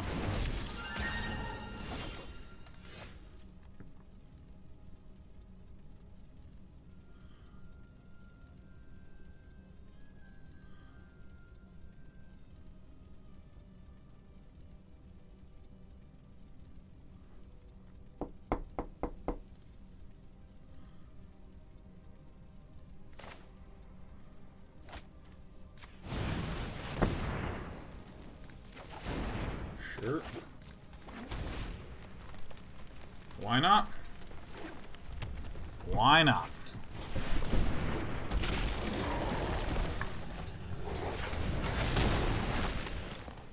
That. Land one time.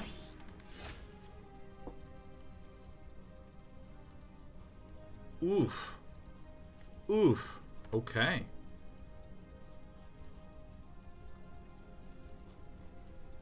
Untapped land would have done it.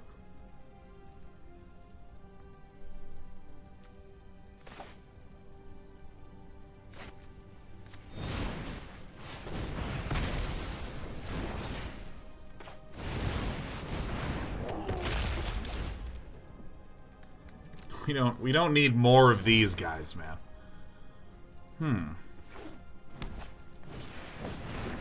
Oh, Shadow Spear. That gets on that guy. Look at this Shadow Spear coming in, man. Look at it coming in hot. Bang, bomb.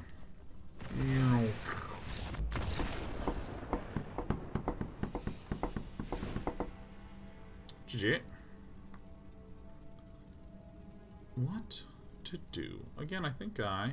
Dunk, bonk, dunk, dunk. I guess that's about it, right? That's about it. It's about what we gotta do, huh? Do do do do do do do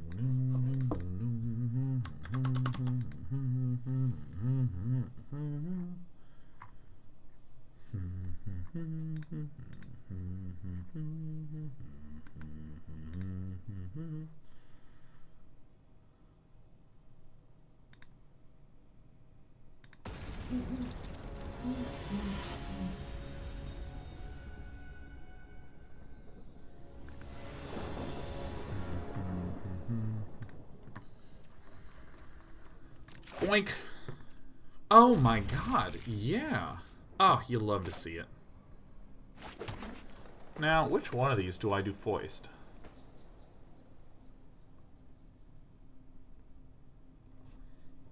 I'm doing this one. How could you ever hope to beat Ugin in a game of Magic? I know. Tell me about it.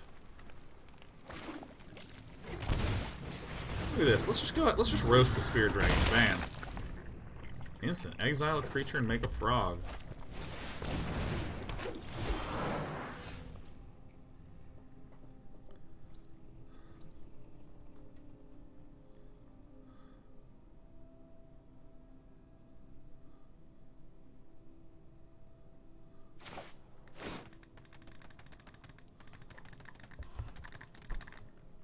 How do we do this turn?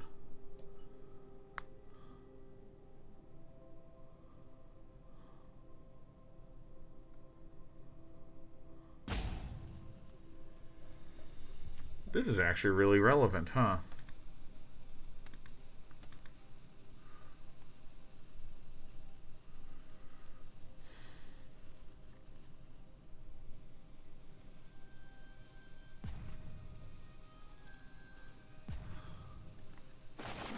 Who's gonna do this? Nope.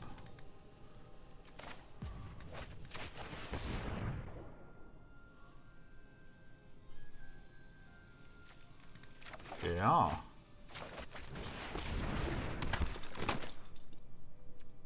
No.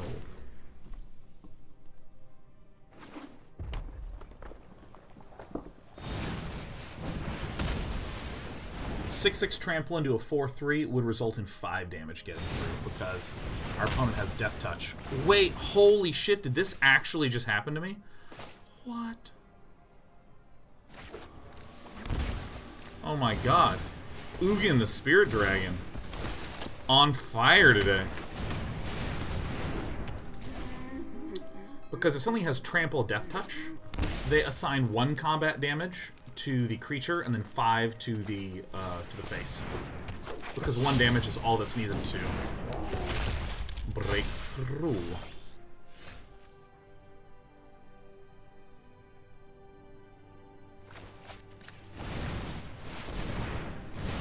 So that's where the seemingly unusually high amount of damage came from.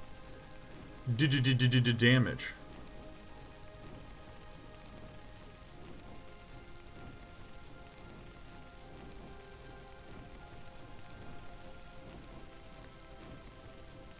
Dude, I want to make this Shadow Spear work. It's probably the wrong call, but I love this card.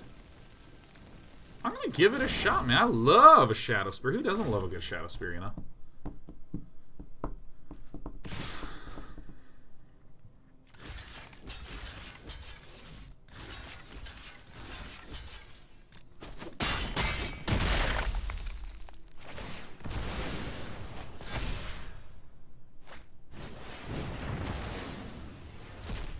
It's totally fine. Not an issue for day 9.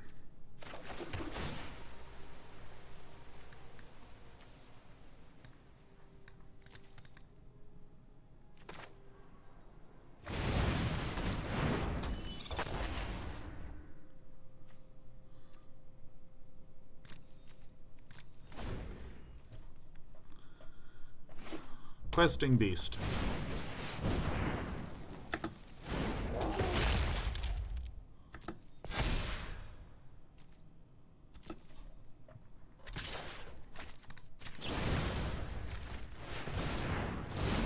I'm doing it. I'm slowing it down.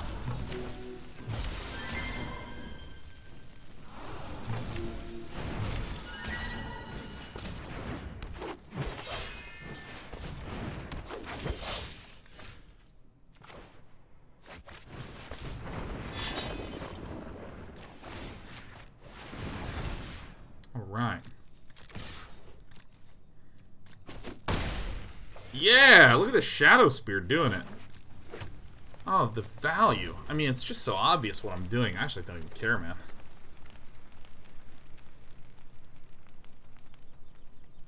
You can see you straight through it. Alright.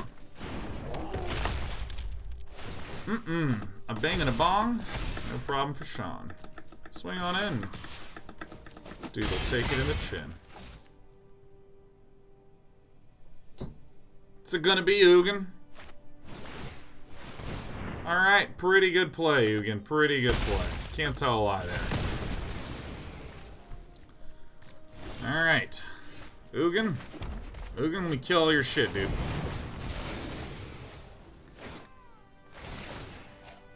Yeah.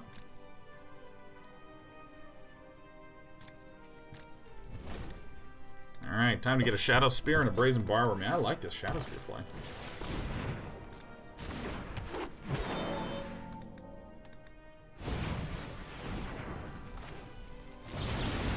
Yaha! Ugh.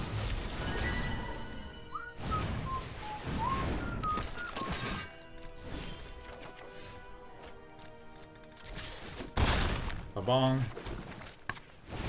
And a so long. I love this 5/5 stat line on Lovestruck Beast. It's just perfect. It's just a perfect little piece of pie.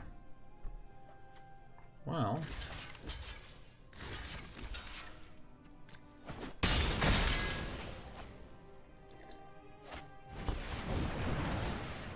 you'll love to see it.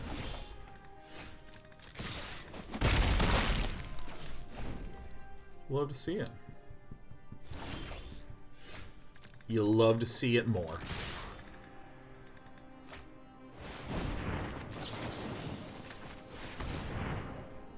Get out of here.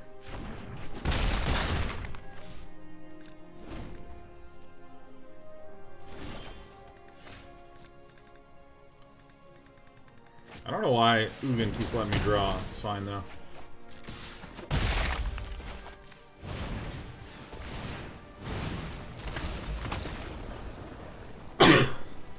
Oh! I did it. Dun, dun, dun, dun, dun, dun, dun.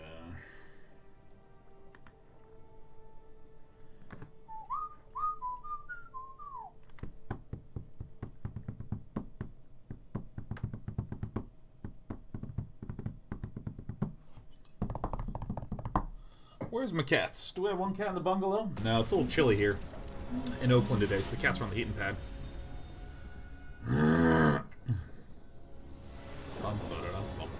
Waiting on that opponent. Temur Adventures is going well for us. 'Tis indeed. Winning games, having no shames.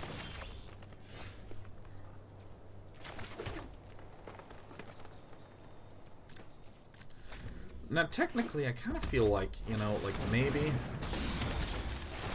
I do want to play this Edgewall Innkeeper early on.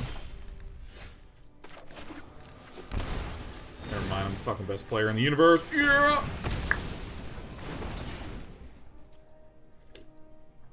Actor says, what are you talking about? It's hot as hell in Oakland today. Is it?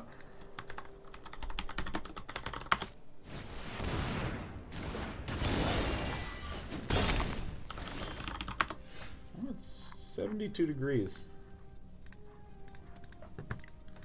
That's a little chilly if you ask me.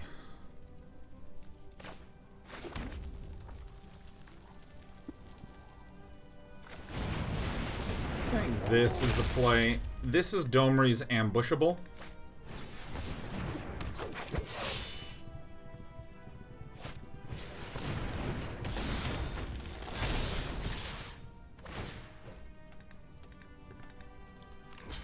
I don't know why this is the block. I'm doing it. In Deedery Beedery Boo. Storm's Wrath again. First you don't succeed, just play Storm's Wrath, dude. You're headed to the Reno GP this weekend. I'm super duper not.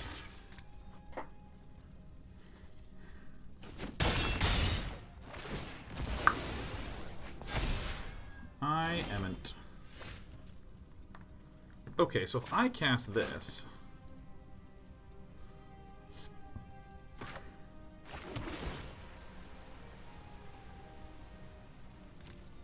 Ooh, yeah.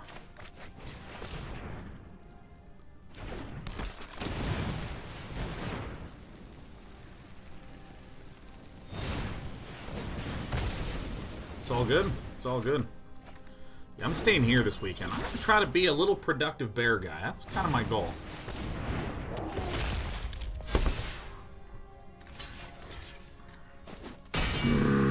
Excuse me. You love to see it.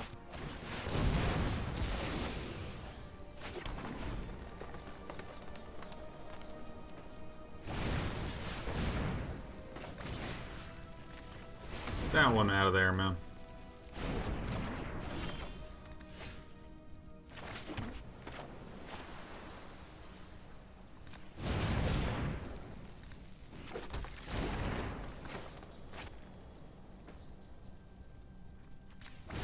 Maybe I just should have played the Giant. I think maybe I just should have played the big one.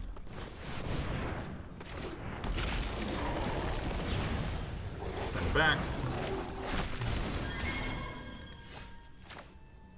Alright, in the boost. I think it's probably better to trade here. Maybe yes, maybe no. Nah, yeah, I'll send it back.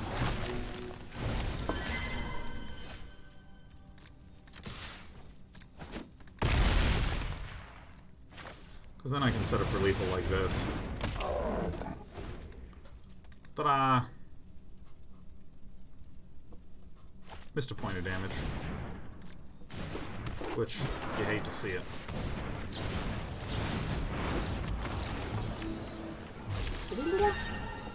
Alright, we did it. Temur Adventures continues to deliver. Continues to deliver, to deliver, to deliver.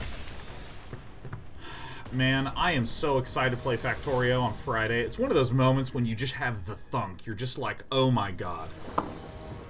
That's the correct thing to do. That's it. Zach Lightning 24 says, I always forget to sub with my Twitch Prime. It happens. It happens a lot. It happens.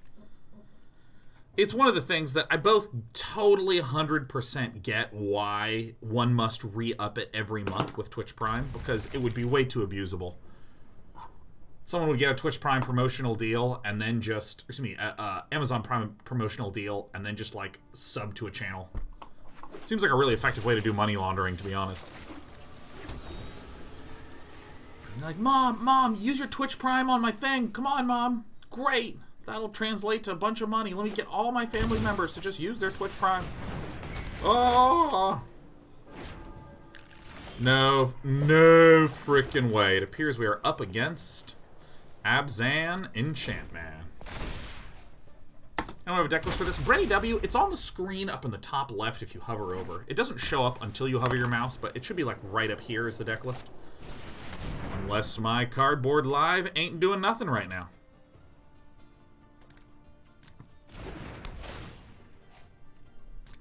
Boop, boop, boop, boop, boop.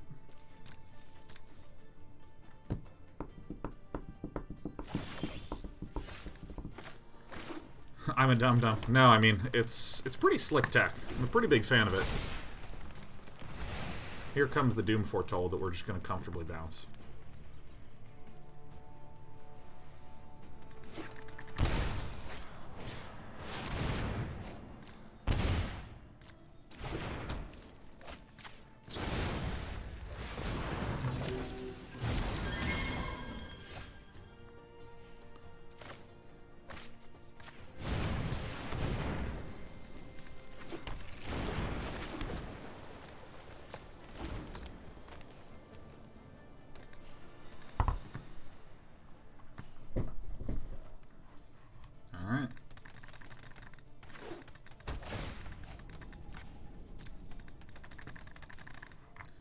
We're talking about something. Yeah, no, I kind of support the idea that Twitch Prime must be re-uppable each month. Elsewise, you run into a whole lot of very exploitative bidness.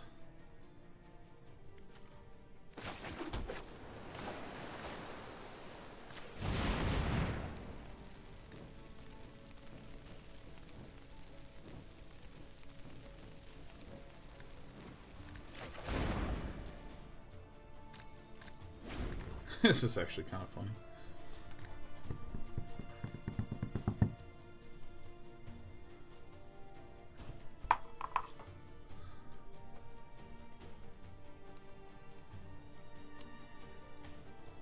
me what you want. What you really, really want. The multiverse provides me with fascinating new experiences. It's Calyx. I am blessed by Nyx. I'm gonna get some bonking going on. You are reckless with your will. You're just so reckless. God damn it. Show me what I got. You know, why not? Oh, that's not the correct one. Ah! Oh! Shit. Alright, fuck it. We're doing it, man. Roar. It's trying to drag out the Bonecrusher. So, oopsie doopsie.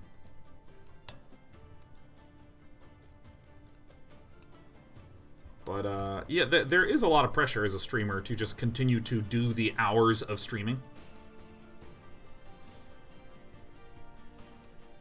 Because, like, you know, you take time off. Every hour that you're not streaming, it is like another hour that you're missing out on people seeing your live and going, oh yeah, I should re-up that Twitch Prime.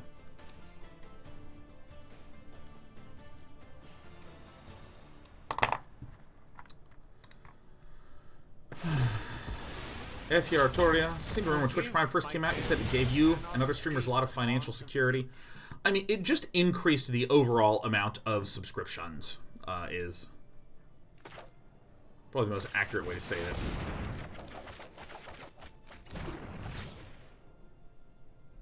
Okay, so how do I want to do this? I want to shock this in. I want to shock that one in.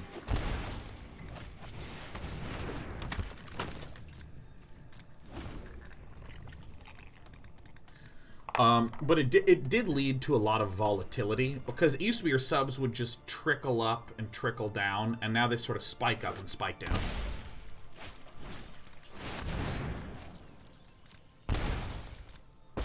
Okay. Let's play a game of hide and seek.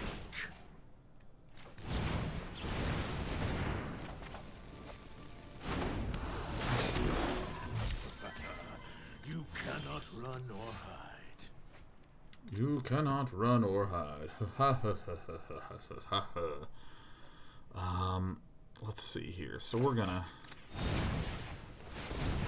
bonk this.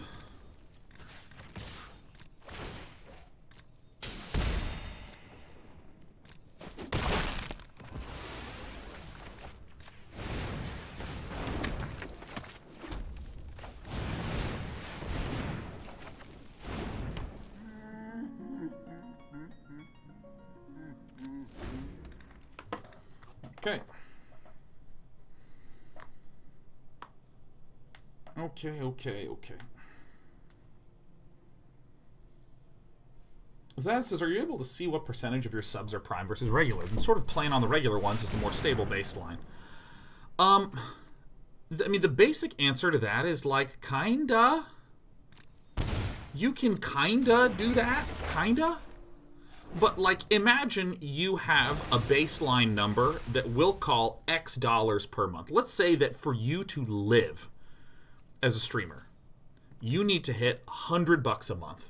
And I use 100 because it's very easy for nice round percentages. So let's see. I want to return to nature, destroy target enchantment. Yeah, let's destroy target enchantment.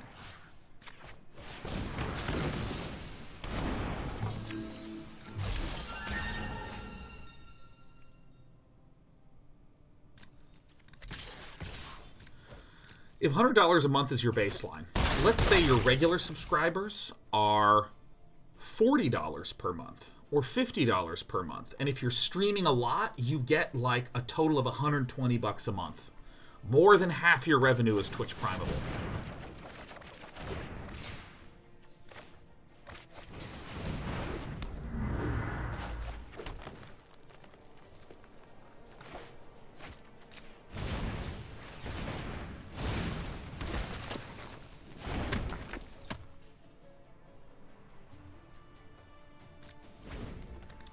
if you wind up with something like that, you can just convince yourself, okay, if I just stream more, I will be able to maybe bump that to 130, 140 bucks a month, so I just need to keep doing that. And I'm like, I'm a little ways above my comfortable monthly amount. Oh shit, I didn't drop the other land. Ah, farts.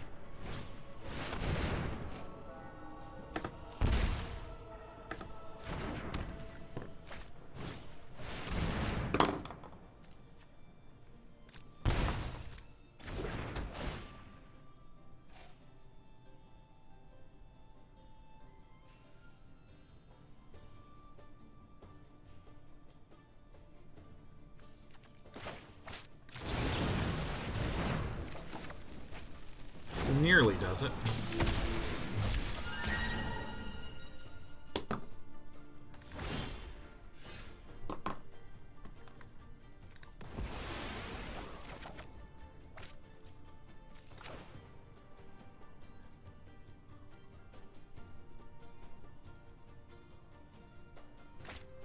Think I'm doing this right?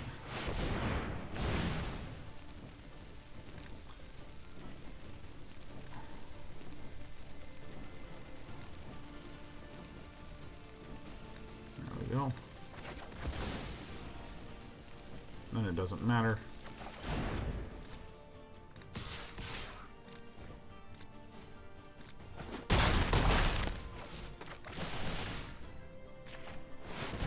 There we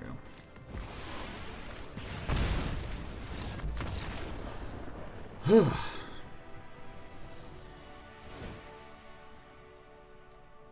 So, there's a lot of people that, well, I'm not changing anything. There's a lot of people that, like, stream a bunch and they barely get over their $100 a month amount, and that winds up being really, really stressful. Because, like, you get sick and you can't really stream for a week, and all of a sudden your monthly revenue that month is, like, tanks back down. And what you might say is, well, I'm mentally just going to think of it as, you know, my baseline is my regular subs, and my Twitch Prime is not my baseline. I mean, if you are trying to make it, if you're really trying to succeed, a lot of times, again, using this $100 a month as like your monthly expenditure to just live and be okay. Just be okay.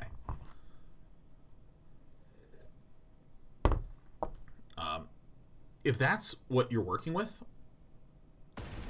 a lot of streamers are getting between 90 and 110 bucks a month, and then all of a sudden their viewership starts to decline because maybe the interest in that particular game is waning. Like, Magic has a really natural arc. People get... my viewership goes up before releases and after releases, and it tends to wane in the period between releases, and so on and so forth.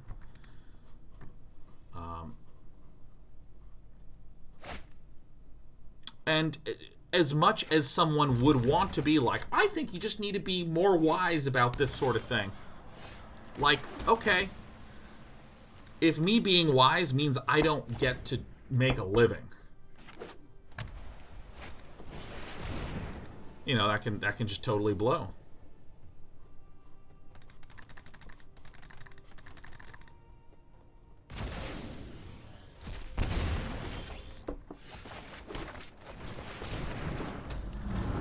And I mean, there's certainly people that I've seen do dumb decisions. Like, I've known people that had a really good month. They had a really good month.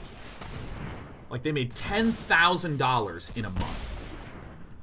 And what they did is they went $10,000 in a month. Wow, that's an amazing month. Oops. 10,000 times 12 is $120,000 a year. Oh my god. Awesome. I'm making $120,000 a year now. And then they just mentally compute that out, and then the next month, they made $5,000. Those who follow their destiny have nothing to fear. Still pretty good. Still pretty damn good. Don't tempt fate. This cannot be your destiny. Still pretty damn good.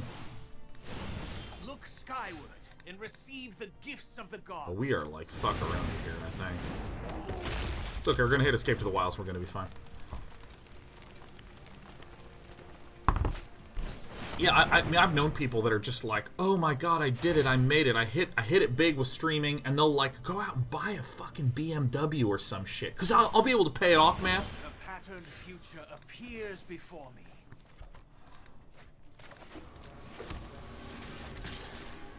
I'm gonna get fuckeronied. Are you double fisting coffee? Big water mug, regular coffee mug. I mean, there's that sort of plan that I'm like, ooh, that's bad. There's also an emotional thing where, you know, even if you're a streamer that's, like, killing it, like making over $200,000 a year streaming. And I don't remember how many lands I've played. Let's find out. Do I get to play a second land? Oh, I'm so fucking sick.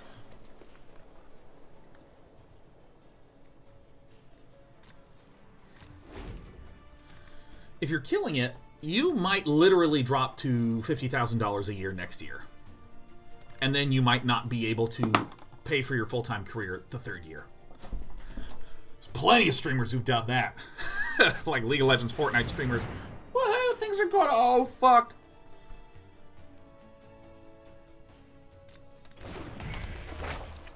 What my opponent is trying to do here is inexplicable to me. Ain't no lie, baby. Bye, bye, bye. Bye, bye.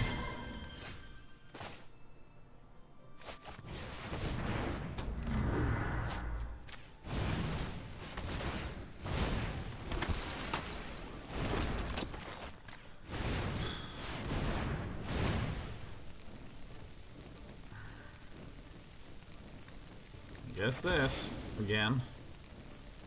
She seems a good a card as any. I just don't know what the last one to do is, man.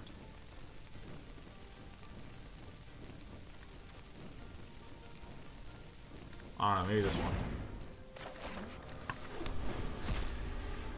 But I see a lot of people that will, a lot of the streamers that haven't just shot up and shot down, who've been doing okay, have a little bit of paranoia. Because, I mean, I've had times where my average viewership is like 1,200 to 1,600.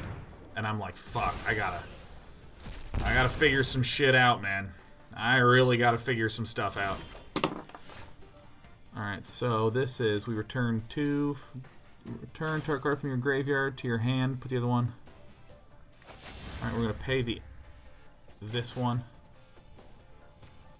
This. Pay Adamant. Let's get these both back into the hand.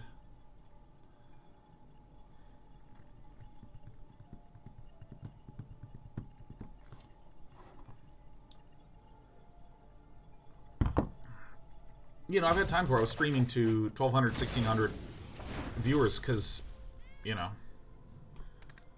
people were just, I don't know, not that interested in my content. Content was not working. However you want to slice it.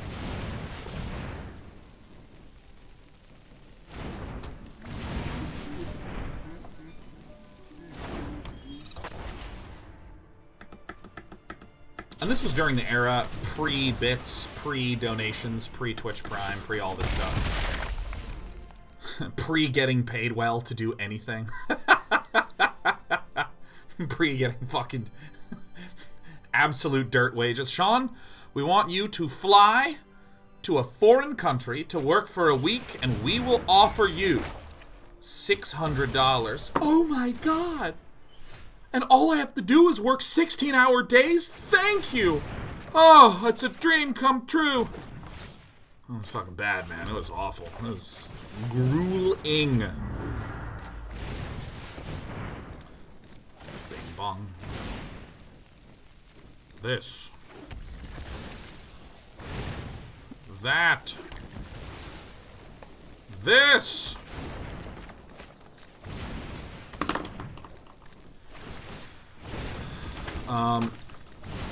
And I mean, like, I mean, I've said this before, I am extremely unusual as a streamer, in that I have been, there's very, very few streamers that have been going for 10 years. Like, JP McDaniel's coming up on his 10 years.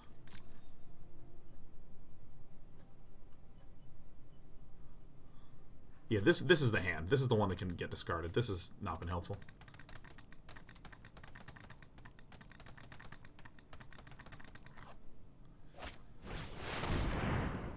Oh! Also, I didn't overcommit. I'm fucking sick. Bam! Bam, bam, boom. But anyways, like, I feel like, so there's a lot of psychological pressure that many streamers find themselves under.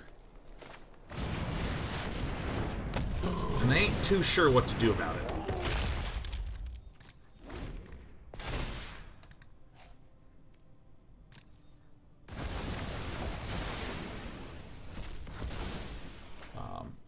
And I think that one of the reasons that, like, Giant TV is able to be around for so long is because we just do, like, a lot of planning and a lot of thinking and a lot of expectation management and a lot of, like, counting and tracking and trying to, like, figure out what the appropriate plan is around X, Y, Z thing and so on and so forth.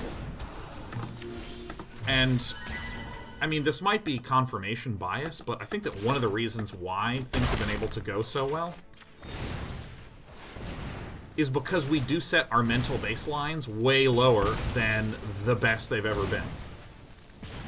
If the highest number of subs I ever had was 100, and I was streaming for a month and keeping it at 100, well, let me tell you, if I mentally think of myself as a 100 subscriber streamer, the instant I get sick, the instant I take a Christmas break, I'm going to come back and I'm going to get stressed out.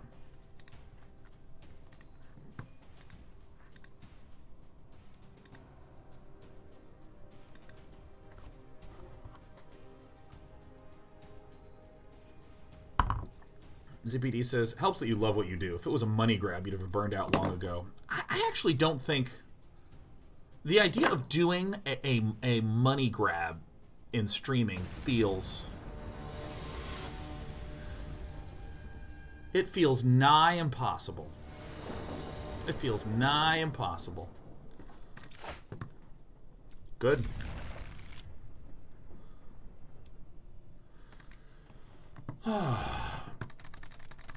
If I were to give advice to streamers who actually are interested in streaming, I will note the first of all, the biggest hurdle to get past in streaming is 10 viewers.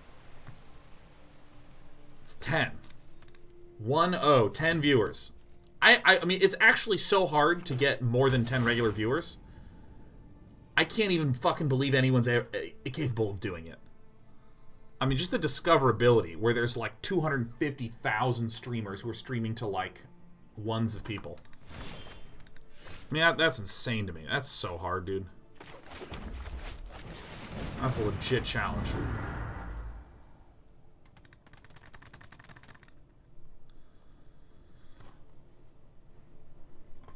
Ugh. What now, Domri?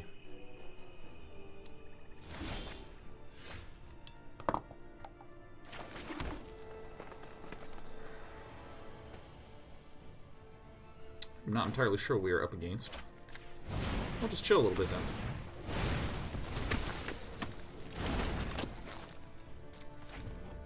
Yeah, so first of all, just like getting to 10 viewers, like, and when I say advice, I'm talking about advice to be successful. I'm talking about like advice to reassure yourself psychologically. Like, note that getting to 10 viewers is real fucking hard. The second hardest is going from 10 to 100. And then once you've gotten to 100, it's significantly easier to go from 100 to 1,000. Than it is to do any of those previous steps. Die, fucker. I still have no idea what deck we're up against. I would encourage you to be very thoughtful about emotionally speaking. Yes. Emotionally speaking. Don't try to switch to full-time streaming or try to get full-time streaming into a position where it is your job. If you're just kicking it off. I'm going to sacrifice the Clover.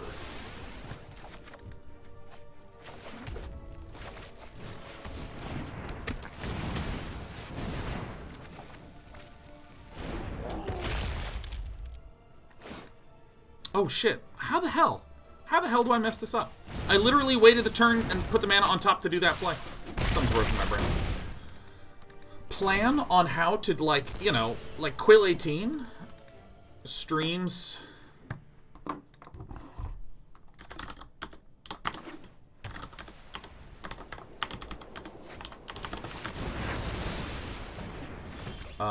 Quill 18 is an excellent streamer, and he streams, like, on Saturdays and Sundays, man.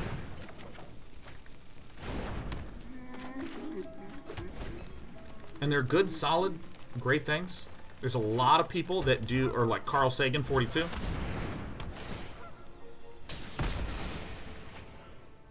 Just does some solid-ass streaming. When he's able to. Yeah, Quilly has great content.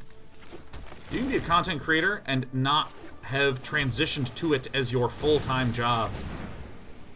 I think once again we're going to go with the good old Chandra.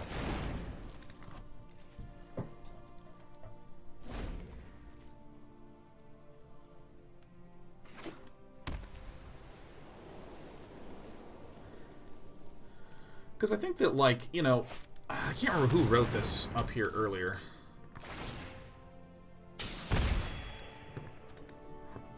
Cutie Christine says, but most streamers now stream for money, no?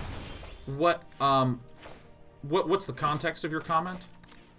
Because, you know, I'm talking about someone who's trying to go full-time. Like, what does that mean? And I mean, I really feel like you have to focus on just doing it. I know who I am. And no harm. And having it make some money and not trying to just give up your job. I'm going to try to go full-time streaming. Like, I just don't really think that model works. And similarly, I feel like, let's say again, let's say your baseline to survive is $100 a month, and your salary, let's say your salary for your job pays $120 a month, so you can comfortably live with this salary.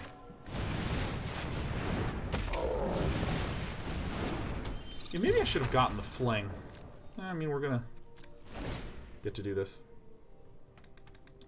If you're streaming and you're getting to the point where you're like making 100, if you're starting to make like $100 a month with streaming, you're like, oh god, I think it's time to quit. I still wouldn't do that. I would wait until you're making like $200 a month. Wait until you are making well more before you actually decide you want to give it up and switch to something. That's a clever little play.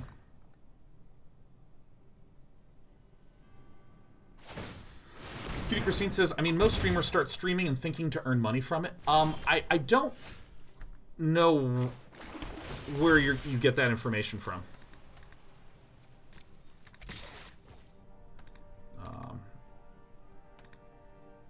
Because, I mean, like, the overwhelming majority of people just don't make, like, any money at all. Like, well over 99% or something. Maybe it's like 98. I can't remember. Twitch released some statistic that was like 98% of partners made less than an extremely small amount of money.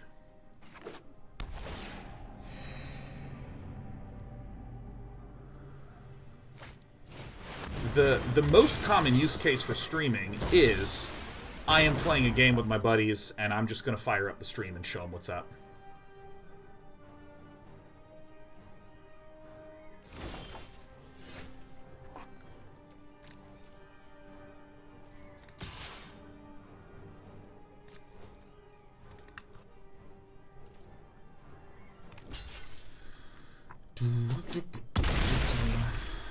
And I think everyone has known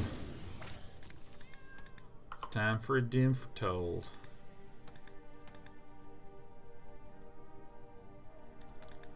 It's a pretty substantial number of people that I have known that have been like, I am going to go stream full time. Here it comes.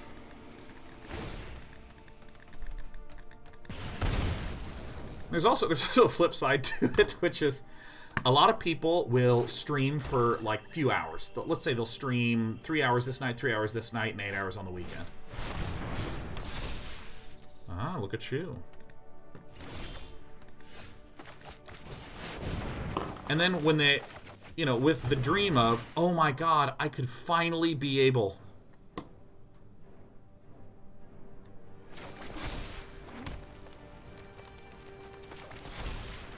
let me do this properly. I'm finally able to stream full time. I did it. Yahoo!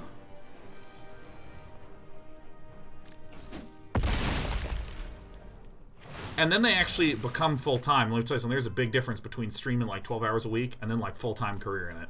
Like a big difference. A big old difference. So maybe we had lethal if we just like did like this. Oops. Whatever.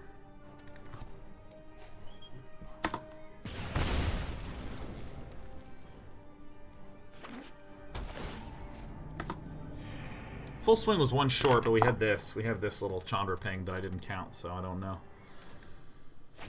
Let's see, it would have been 1, 2, 3. Alright, that's fine. Let's put a stop there and bounce this end of turn. Yes.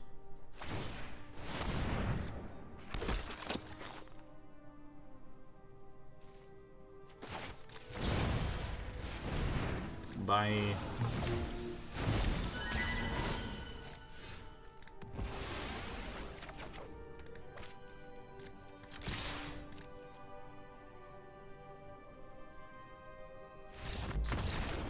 Okay, we're the best. I have no idea what I would sideboard, so I'm just running it back.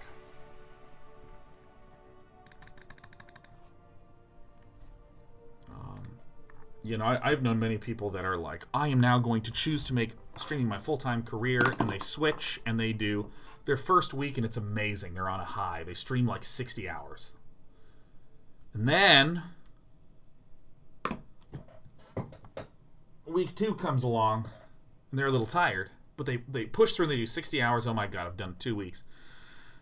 Streaming is actually incredibly high energy and incredibly intense. Like, unbelievably intense.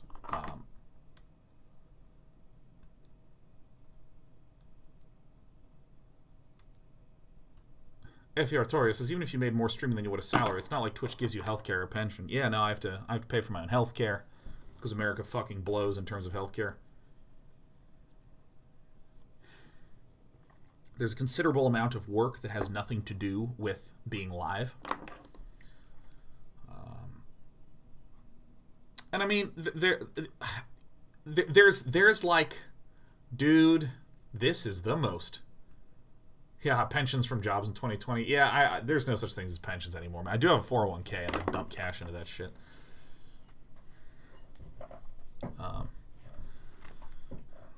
There's this under-talked about thing. I've talked about this on stream. There's an under-talked about aspect to being a full-time streamer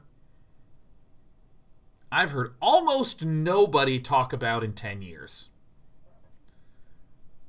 Which is that being funny is a skill set. Using an intonation to make you a compelling speaker is a skill set. Being a good speaker is a skill set. Figuring out how to convey what you find interesting in a way that someone else will find interesting is a skill set. Having absolutely nobody helping you figure out what to talk about and talking for 6 hours straight is a skill set. Your personality at a base level has to do with who you are in here and all this stuff.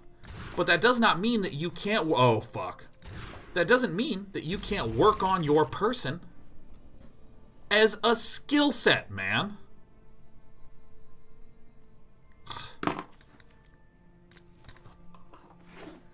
You like the number, like, and I mean, I'm gonna say this, and I'm gonna say it a little shittier than I need to.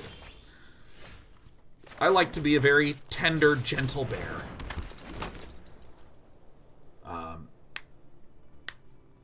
But yeah, I'm gonna say this a little more harshly than I need to. A lot of people are not fucking funny, man. A lot of people are just not funny. And I don't say this as in you are incapable of being... You will never be funny. I'm not saying that as in, like, you should feel bad about it. I'm saying that as the skill set of being by yourself with no input and just BAM! Saying funny shit.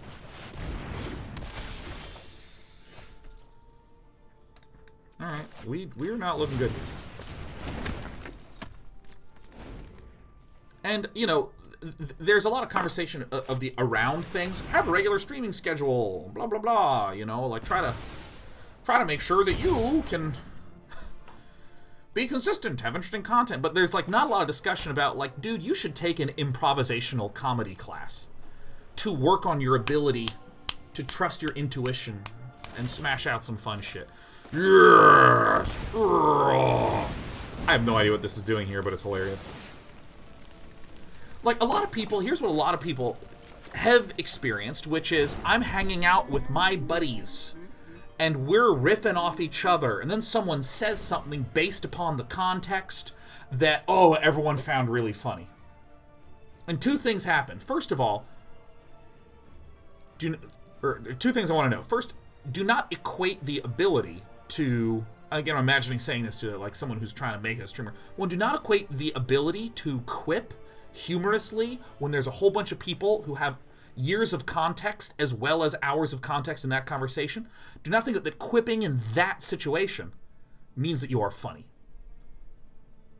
Because two, have you ever seen someone experience something funny and then they go try to, and sorry, no, there it is. It's always funny. It's always funny, Shaz, you fucking motherfucker. Fucking goddamn it, Shaz, I'm gonna fucking punch you in the face, man. What are we talking about? What are we talking about? Anyways, Shaz is a great example of someone who is not funny and gets bam, 10-minute timeout. Get out of there.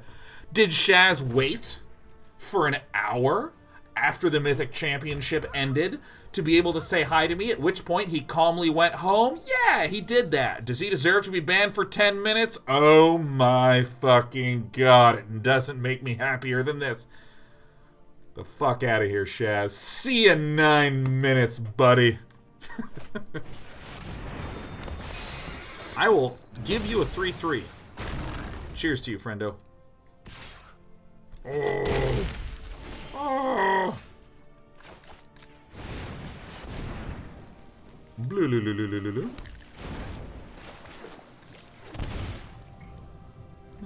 Yeah.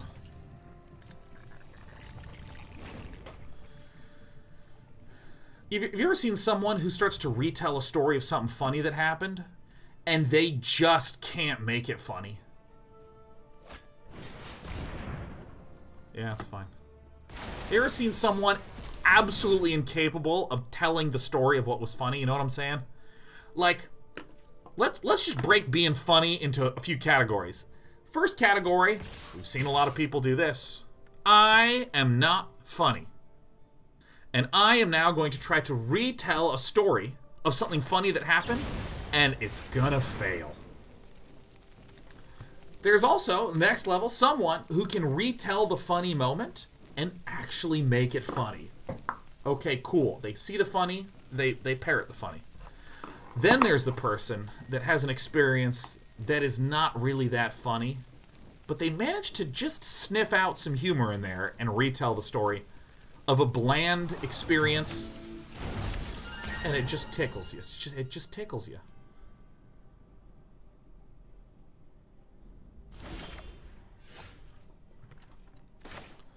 Draw me cards. Bam, bam.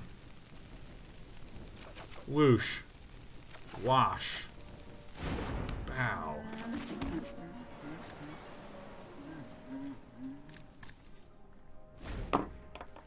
I mean, I'm saying this more harshly than I need to. But part of the reason why and part of the reason why I'm saying it harshly is because it's just easier to convey with fewer words. And as you can tell, I am the monument to laziness here in Day 9 TV. That's why I don't even tell you what my name is. I just wear the name tag. But it is really important if you are going to be a broadcaster where your personality...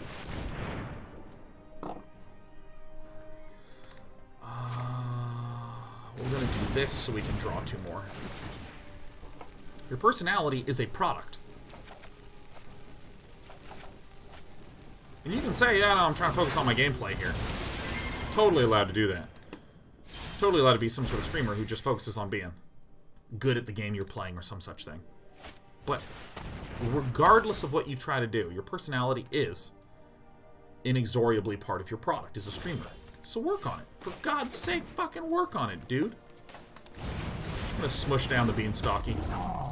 Opponent has been stuck on 5 mana for a couple turns, and that's what we're really trying to exploit. Damn, you've got it, me.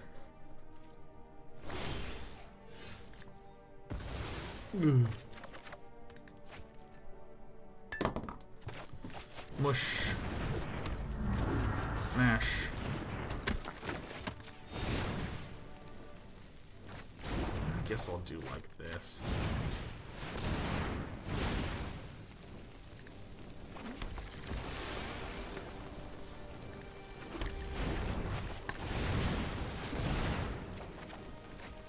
That'll do. Oh yeah, it's good. Yeah, I mean, like, you must work on your speaking. Like, if you want to get into streaming, like, really, work on your storytelling. Meow. Practice some stories. Practice, like, work on those stories, dude. Meow, meow, meow, meow. Yes, of course, meow, meow, meow. I hear that, little kitten.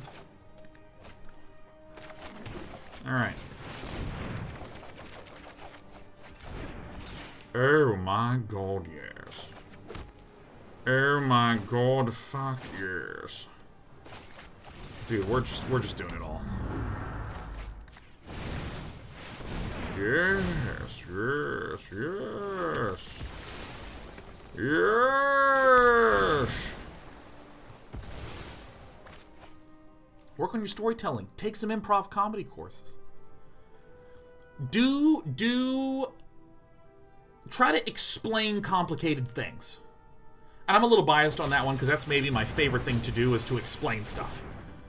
How do the rules of this game work, Sean? Oh, motherfucker, you want to know the rules to this, huh? Here we go. This.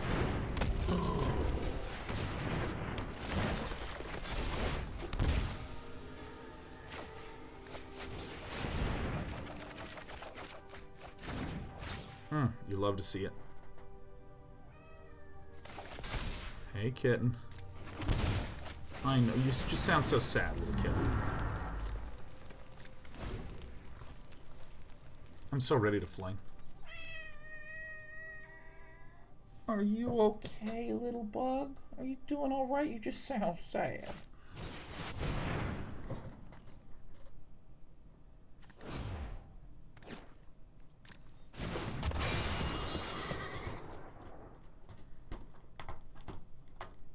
Hey, little buddy. Come on up. Keep going. Yep. You're up. Yeah. I don't know.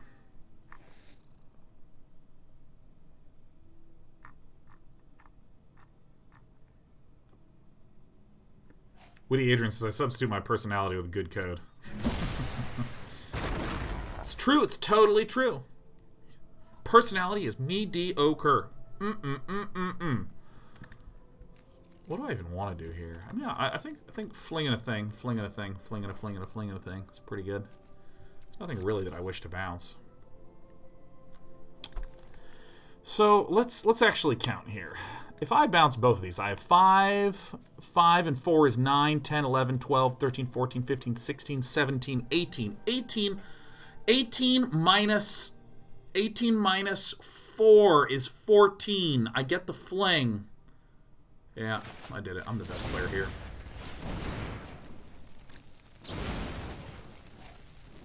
Get out.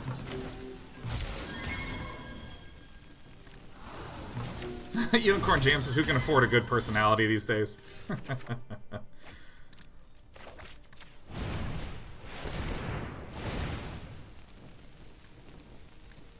Fling. And in case my math is wrong, Chandra. This should have 17. And then I fling it.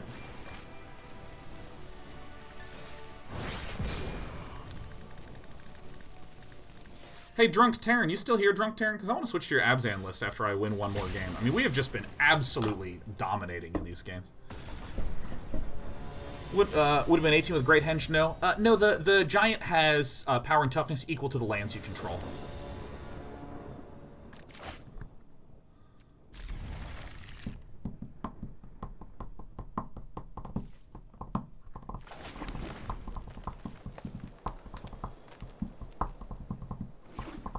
Where is Drunk Terran? Drunk Terran. Calling Drunk Terran. It's my second turn. Wow, my name is Dana, and I am BADD bad. It's put on that full control here. Tin Street Dodger.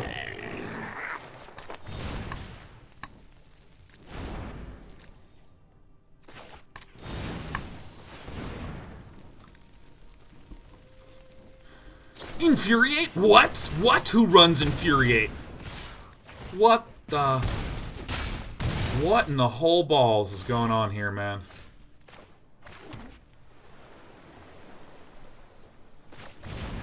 This actually probably seems like the best play.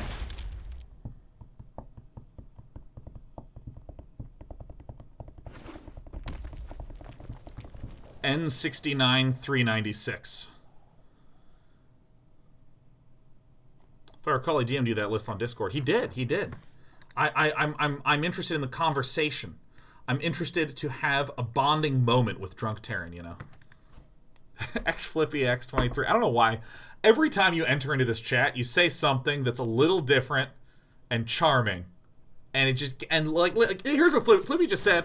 It's my man, Day 9. Hope all's good. It is your man, Day 9. And you know what? Doing well. I'm gonna be one of those people. You know, how are you doing? I'm well. I'm well. Who says well?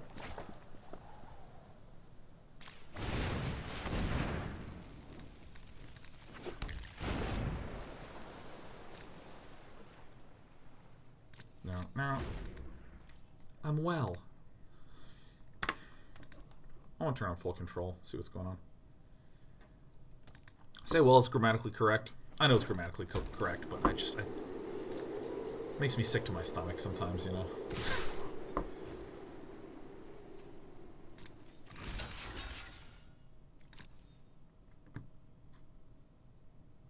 Play it. Play the Embercleave. Play it. Play the Embercleave. Play the Embercleave. Come on, play the Embercleave. Come on. Come on, play the Embercleave. Come on. Play it. Do it. Do it. Come on, play it. Go ahead. Do it. Come on, do it. Come on, go. Do it. It's your turn. It's your turn. N69 396. Come on, let's do it. Come on, let's play it. Go ahead. Do it. What an absolute monster. Alright, well, I'll just eat this one up. I'll just chew on this puppy for lunch. Didn't do it. There's actually a very subtle play that N69 396 just did to us. Because this deck has so many 2-mana reaction cards, the red player can often, when seeing a block like this, not be the first one to act. Absolutely dominated. Game Arcane says, someone from the company I work for just sent me a message on LinkedIn for a lower paying position at the same company.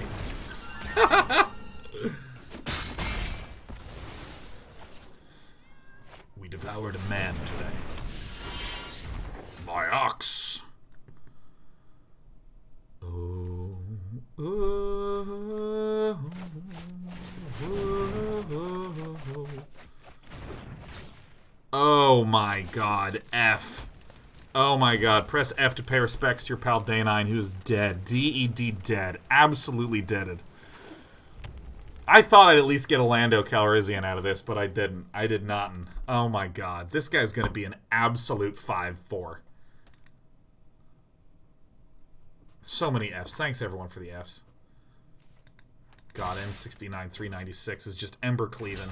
And is Ember weaving his way out of this situation.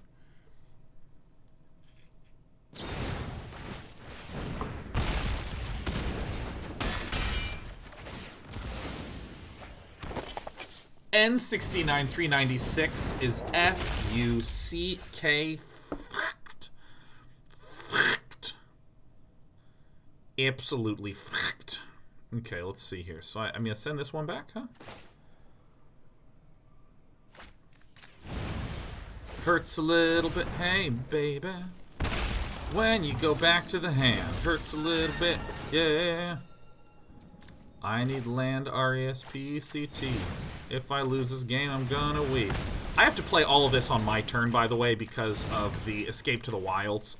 This whole cockamamie crew that we would be working with has been quite hurtful and painful and agonizing for us, for me. Oh, you would have a Robber of the Rich, you butthead. What a butthead hoe. What's it gonna be? What's it gonna be? We're going down to 4. What's it gonna be? Hey, have a good night, F. Artorias. Or F. Artorias. Sorry, I said Artorias because of Knight Artorias from Dark Souls. My forest. Whatever. Give me a Great Henge, huh? Alright, well, that sucks. You get shot.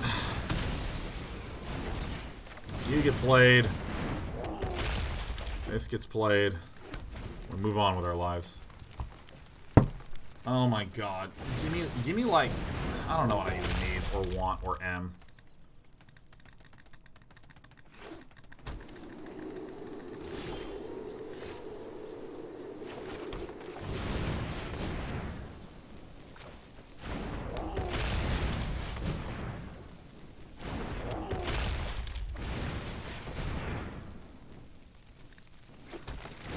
I'm so sad. I'm not doing this. I'm not attacking. N69 396, no doubt, undoubtedly, for sure, 100% does have shocks in this deck, and of course Bonecrushers. Do you have an out? If there is an Ember Cleave, that would deal a total of 10 damage. I have 1, 2, 3, 4, 5, 6, 7, 8, 9 behind. So, you ever play Paper Magic? Not really. No, man, no.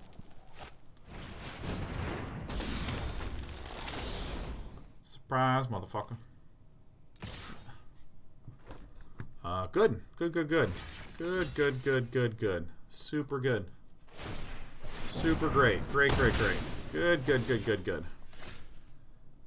You love to see it.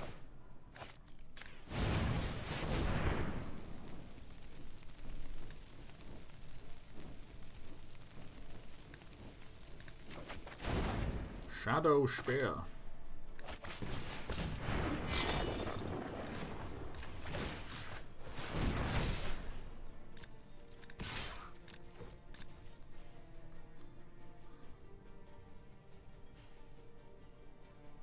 When was the first time I played Magic? Somewhere between 3rd and 6th grade. I'm all out of frames. This is how it feels. Alright, we're good now.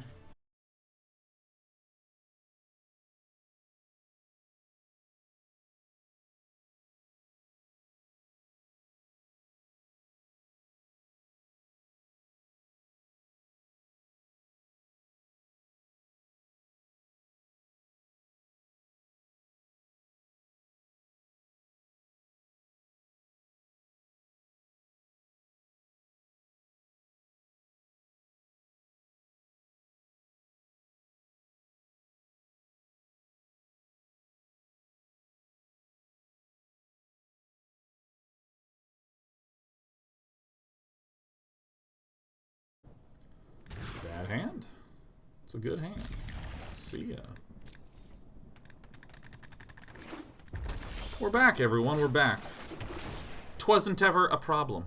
Ooh, you love to see that one. Let me tell you, that's a good one. That's a good one.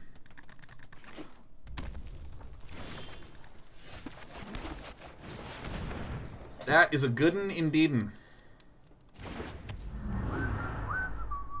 Hey, it's Beep Beep. I'm a robot. Change that name to Beep Beep Beep. Ow, gross. Welcome, Beep Beep. Happy 61. Uh-oh. Are you having an existential crisis? My darling little kitten. I'm totally the best pyromancy student. Is just having a hard time. These little guys are great. Yeah, sweetie pie. I know. I know.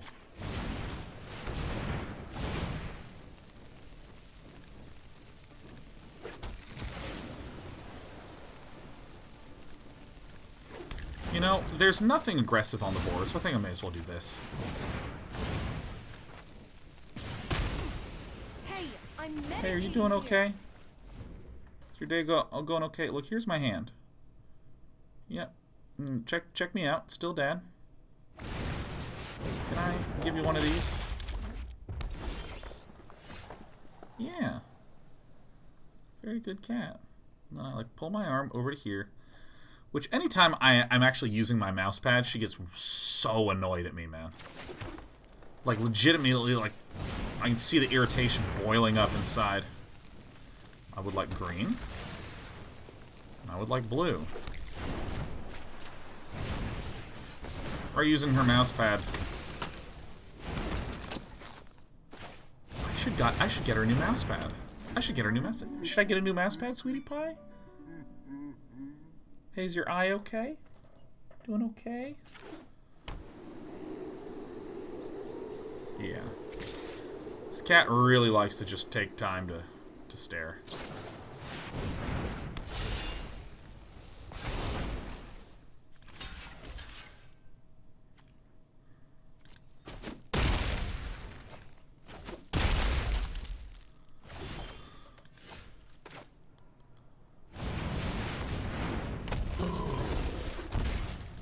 Alright.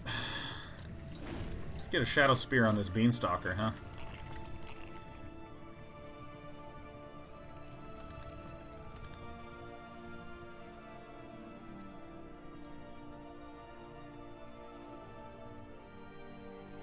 Cast something.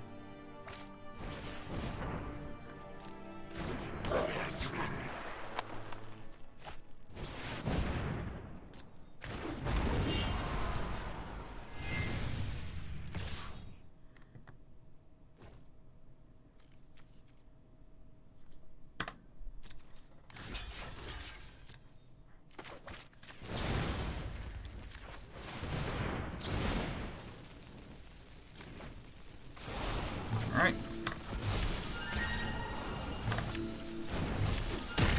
Eated.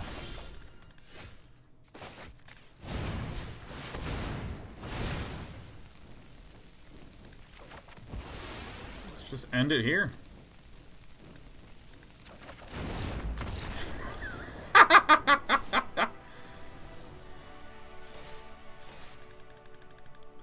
Ah. What's going on, sweetie pie? You're my buddy, you know that? You and me for life. Here, I want to scratch your head again. There you go. Yeah. It's a good cat. Can't pet her too much. There's a lot of energy that goes into this cat. That'll do. I mean, just look at how just majestic and patient this sweet little cat is. Just appreciate this. Like she just wants to know what I'm doing.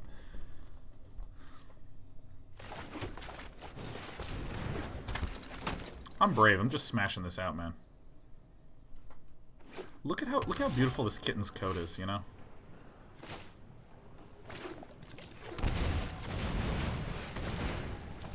No time to waste. Let's get this value train going, huh?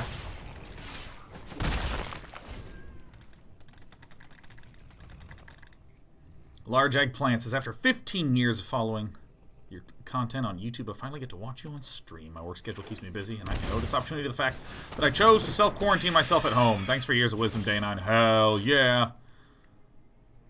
What on earth is this doing here? What an interesting little chord.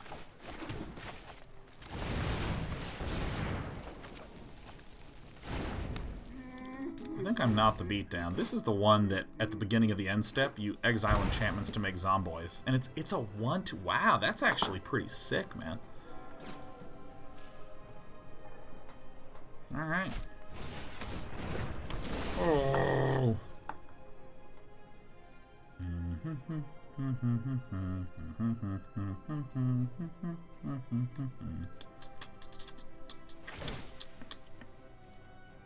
Into exile it goes. We're against Cox.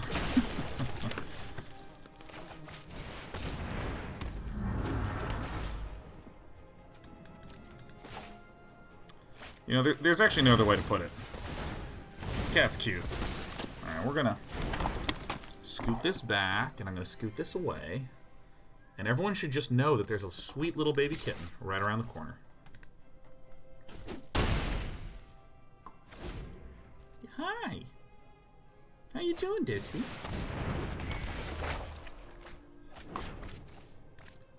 Oh, look at this. Another exile. Aaron says, what was the streaming site where chat had member limits? That was ustream.tv. Which was the... yeah, let's just keep this train going, huh? Yeah, Ustream was the third-ish site that I streamed up on. Third one. Because it was Mogulus.com that then became Livestream.com, and then I switched.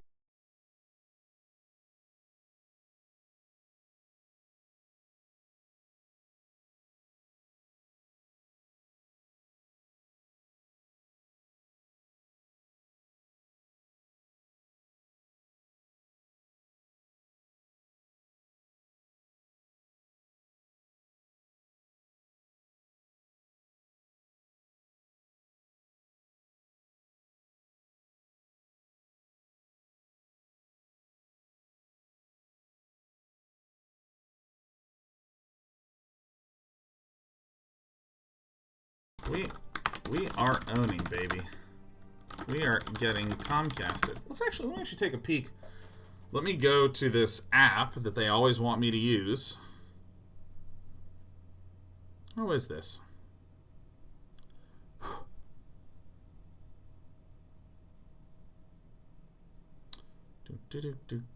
Come on, load. Load, you butthead.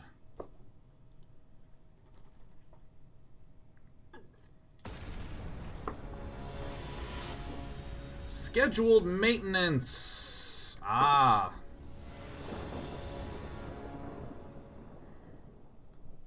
There's scheduled maintenance in the middle of a workday. No, it says it's going to be between midnight and 6 a.m., but it appears that they're starting with the maintenance early. Like, in the middle of the workday early. So, you know, like, what are you going to do? Gonna have to contact Ed, the editor. Hey, Ed. Make 100% sure.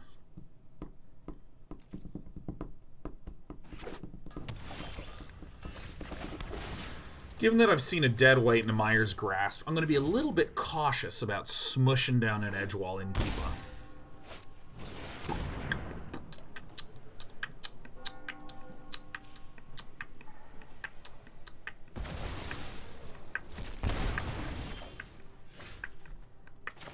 I'm just going to play this and not shock it in. I think it makes my gameplay a little too transparent, and I don't even think I need to be.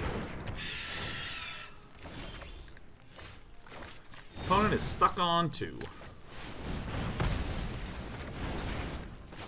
Her land stuck in the hand. Well, looks like we're going to beat Cox. Temur calls Jaded. A lot of good shits in the graveyard right now, man.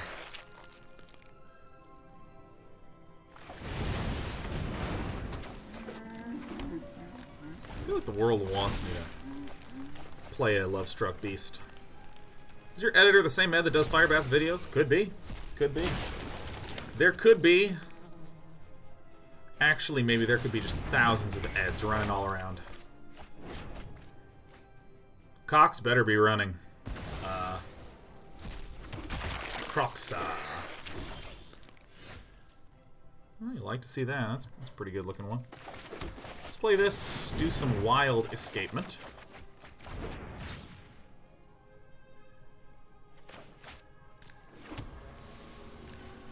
We're going to be on the defensive footing for a wee bit.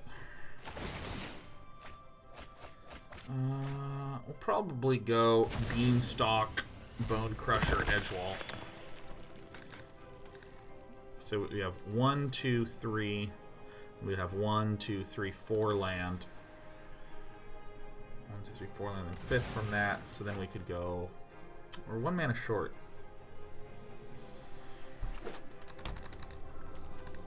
I really like Temur Calls the Dead. I think it's has some real potential to do some good shit.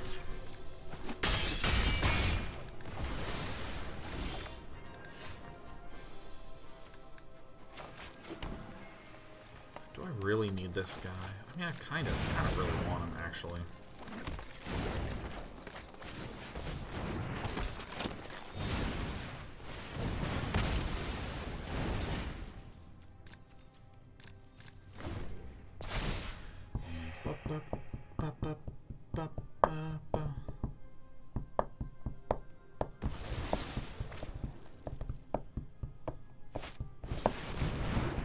Treacherous Blessing, great. So you can't ban me now, can you, Sean? That's right, Angel Shaz. You're too powerful. No blocks. No block o'clock. Let the great drawing begin. Yeah, this is one that you're happy to see, huh?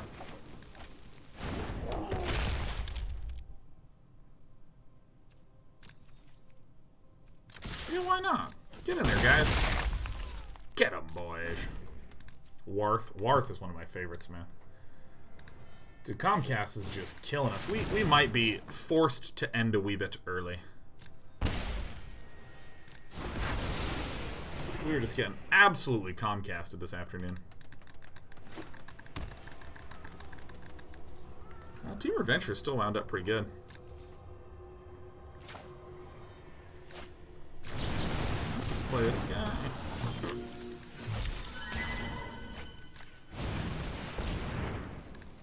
This. And the big boy.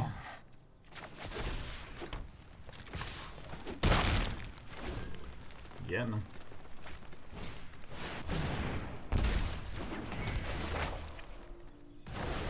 What can you say? What are you gonna do? A lot of pain that Cox is taking here, man.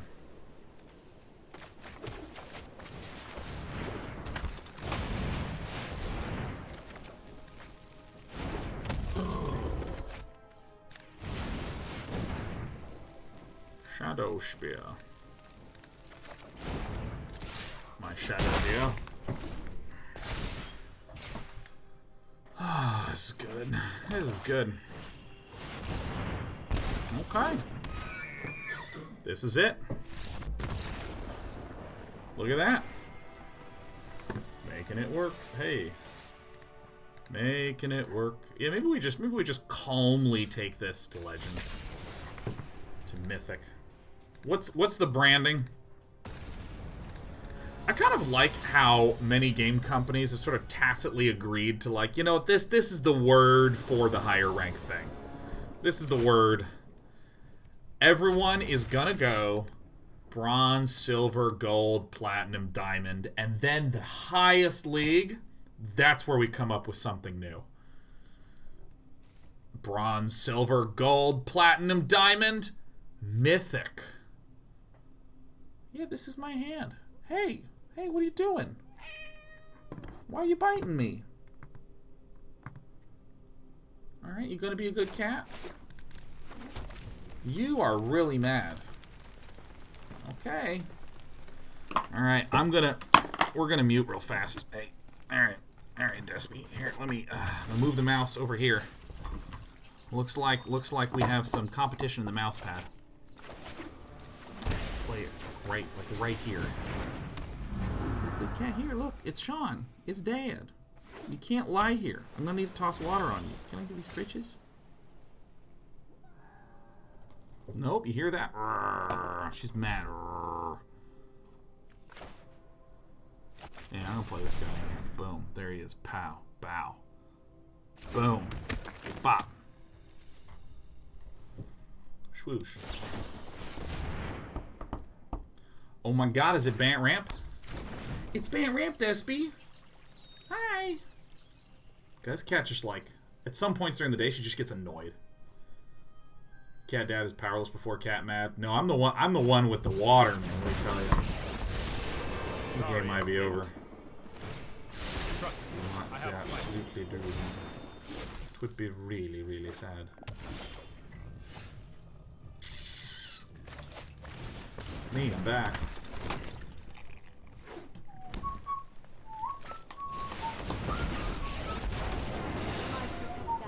Cannot protect itself. I think we died. I've got it. Uh-oh. Alright. Is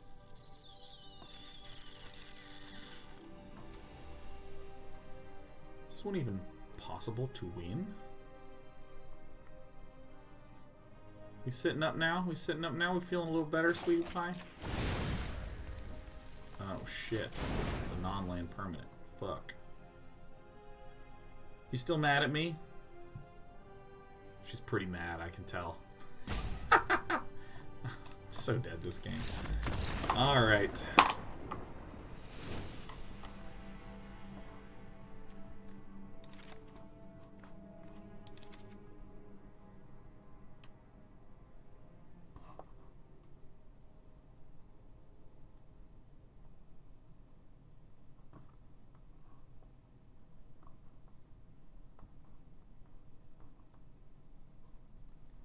Yeah. Yeah, what do we think about that? Hi! She's just staring, man. She's just staring at me. See, I'm not looking at her, I'm looking at the screen. She's just staring at me, and I'm about to look over and... Hi! Uh-oh, uh-oh. Mad at me, huh? Oh, this is a bad keep, man. Yeah, this is my mouse. You gonna get off my mouse pad at any time soon, huh? Why not here? I gotta move this. Move this out of the way, because you're a star. There you go, sweetie pie. Now everyone can see you in your full cat glory. You know, let's get even a little closer. Uh-oh. Uh-oh, we got some... Here, I'm gonna scoot this down just a little bit. This is your big moment, sweetie pie. Uh-oh. Now, if this were up to me, I would try to get a little bit more focus on the ears here. So I think it is up to me. So let me just get this up. There we go. Look at how beautiful my cat is. Yeah, we're gonna do the cat dad stare down now? Is that what's gonna happen? Yeah, you're just gonna stare at me, huh? Absolutely unflinchingly. Yeah, I love you. Good cat. Yep, just straighten up a little bit. It's good. Yeah, get comfy, because we're going to stare at Dad for a while. Alright. What kind of content do you make, Sean? I do magic and cat, mostly. These are the two types of content. Yeah, you can get one. Here, look, Despy, look at the stuff happening on the screen. Hey, look at that. Look at all this motion. Just want to stare at me? Okay, here's the hand.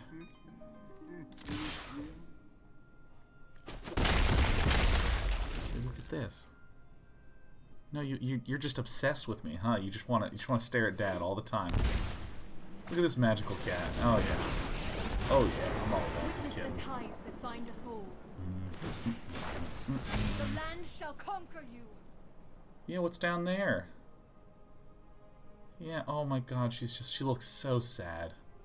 I don't even have my earbuds in. I'm literally all in on looking at this cat. Oh, this is the play right here. Yeah. Oh. Oh, baby. No, there's no way you have something for this.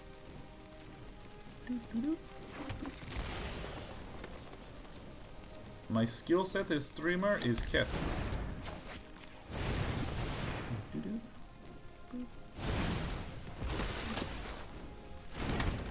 Yeah, now we're looking at the game. Are you looking at yourself? Oh, I scratched my nose and she's like, what the fuck was that? We might get a double block here. It's all good. Bum, bum. We might get a jump here. It's all double good. This is Despy. This is my cat Despy, everyone. Hi, sweetheart. Yeah, get wiggly because I'm talking. I love you. This cat is awesome, man. I love having this cat as my cat. Yeah, Nissa doesn't actually seem particularly good in Bant because of the fact that, you know, one forest.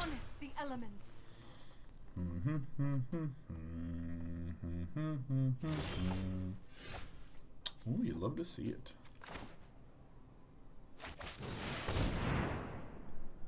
It's the Henge. Oh my god, what a grot Henge. Is there counterspells in this shit? Really? Yeah, I'll take that action, man. Seems good. Everybody now. See you later, Nissa.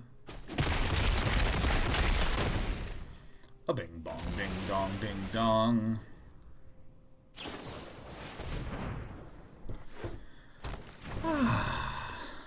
Dude, we're just gonna have the cat cam on. Like, if anyone's tuning in for the first time. Hey, Disby. Oh my god, the littlest meows. Here, let's center this camera on you, you beautiful little kitten, you. Yeah. Now you're taking up the frame, sweetheart.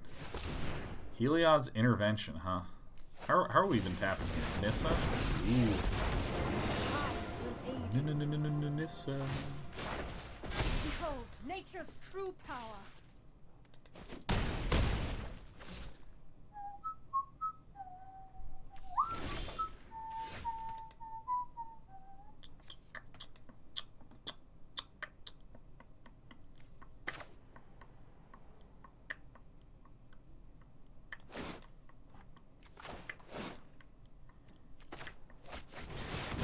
Oh my god, she sat down.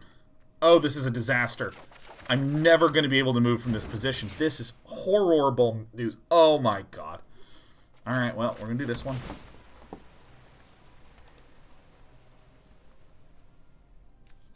Despy, no. Despy. I ain't swinging. I mean, it could be good.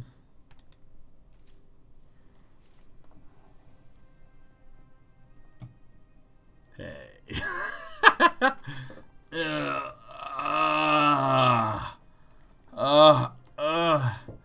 Alright, now I'm cramped in here together. No attacks. No attacks at all. Yeah, see, I'm a tiny guy. Hi. You are in attack position here, man. You know, let me actually find the string. Where is the string?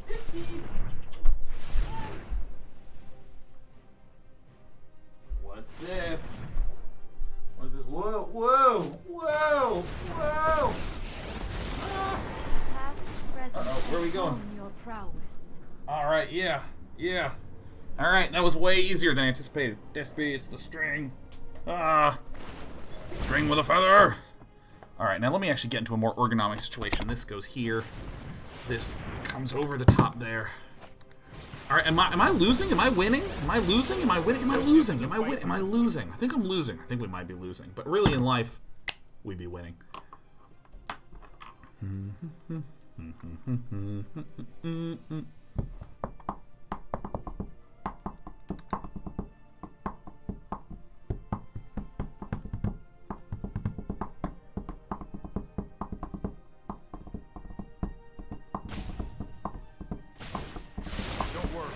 Oh!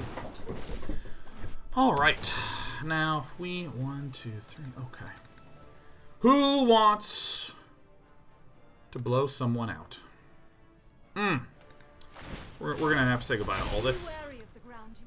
2, 3, 4, 5...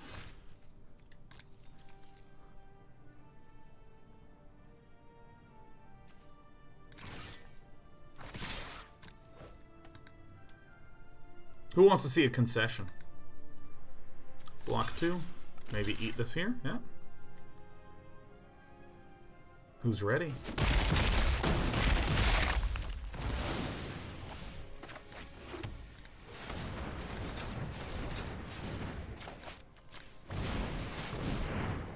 Boop.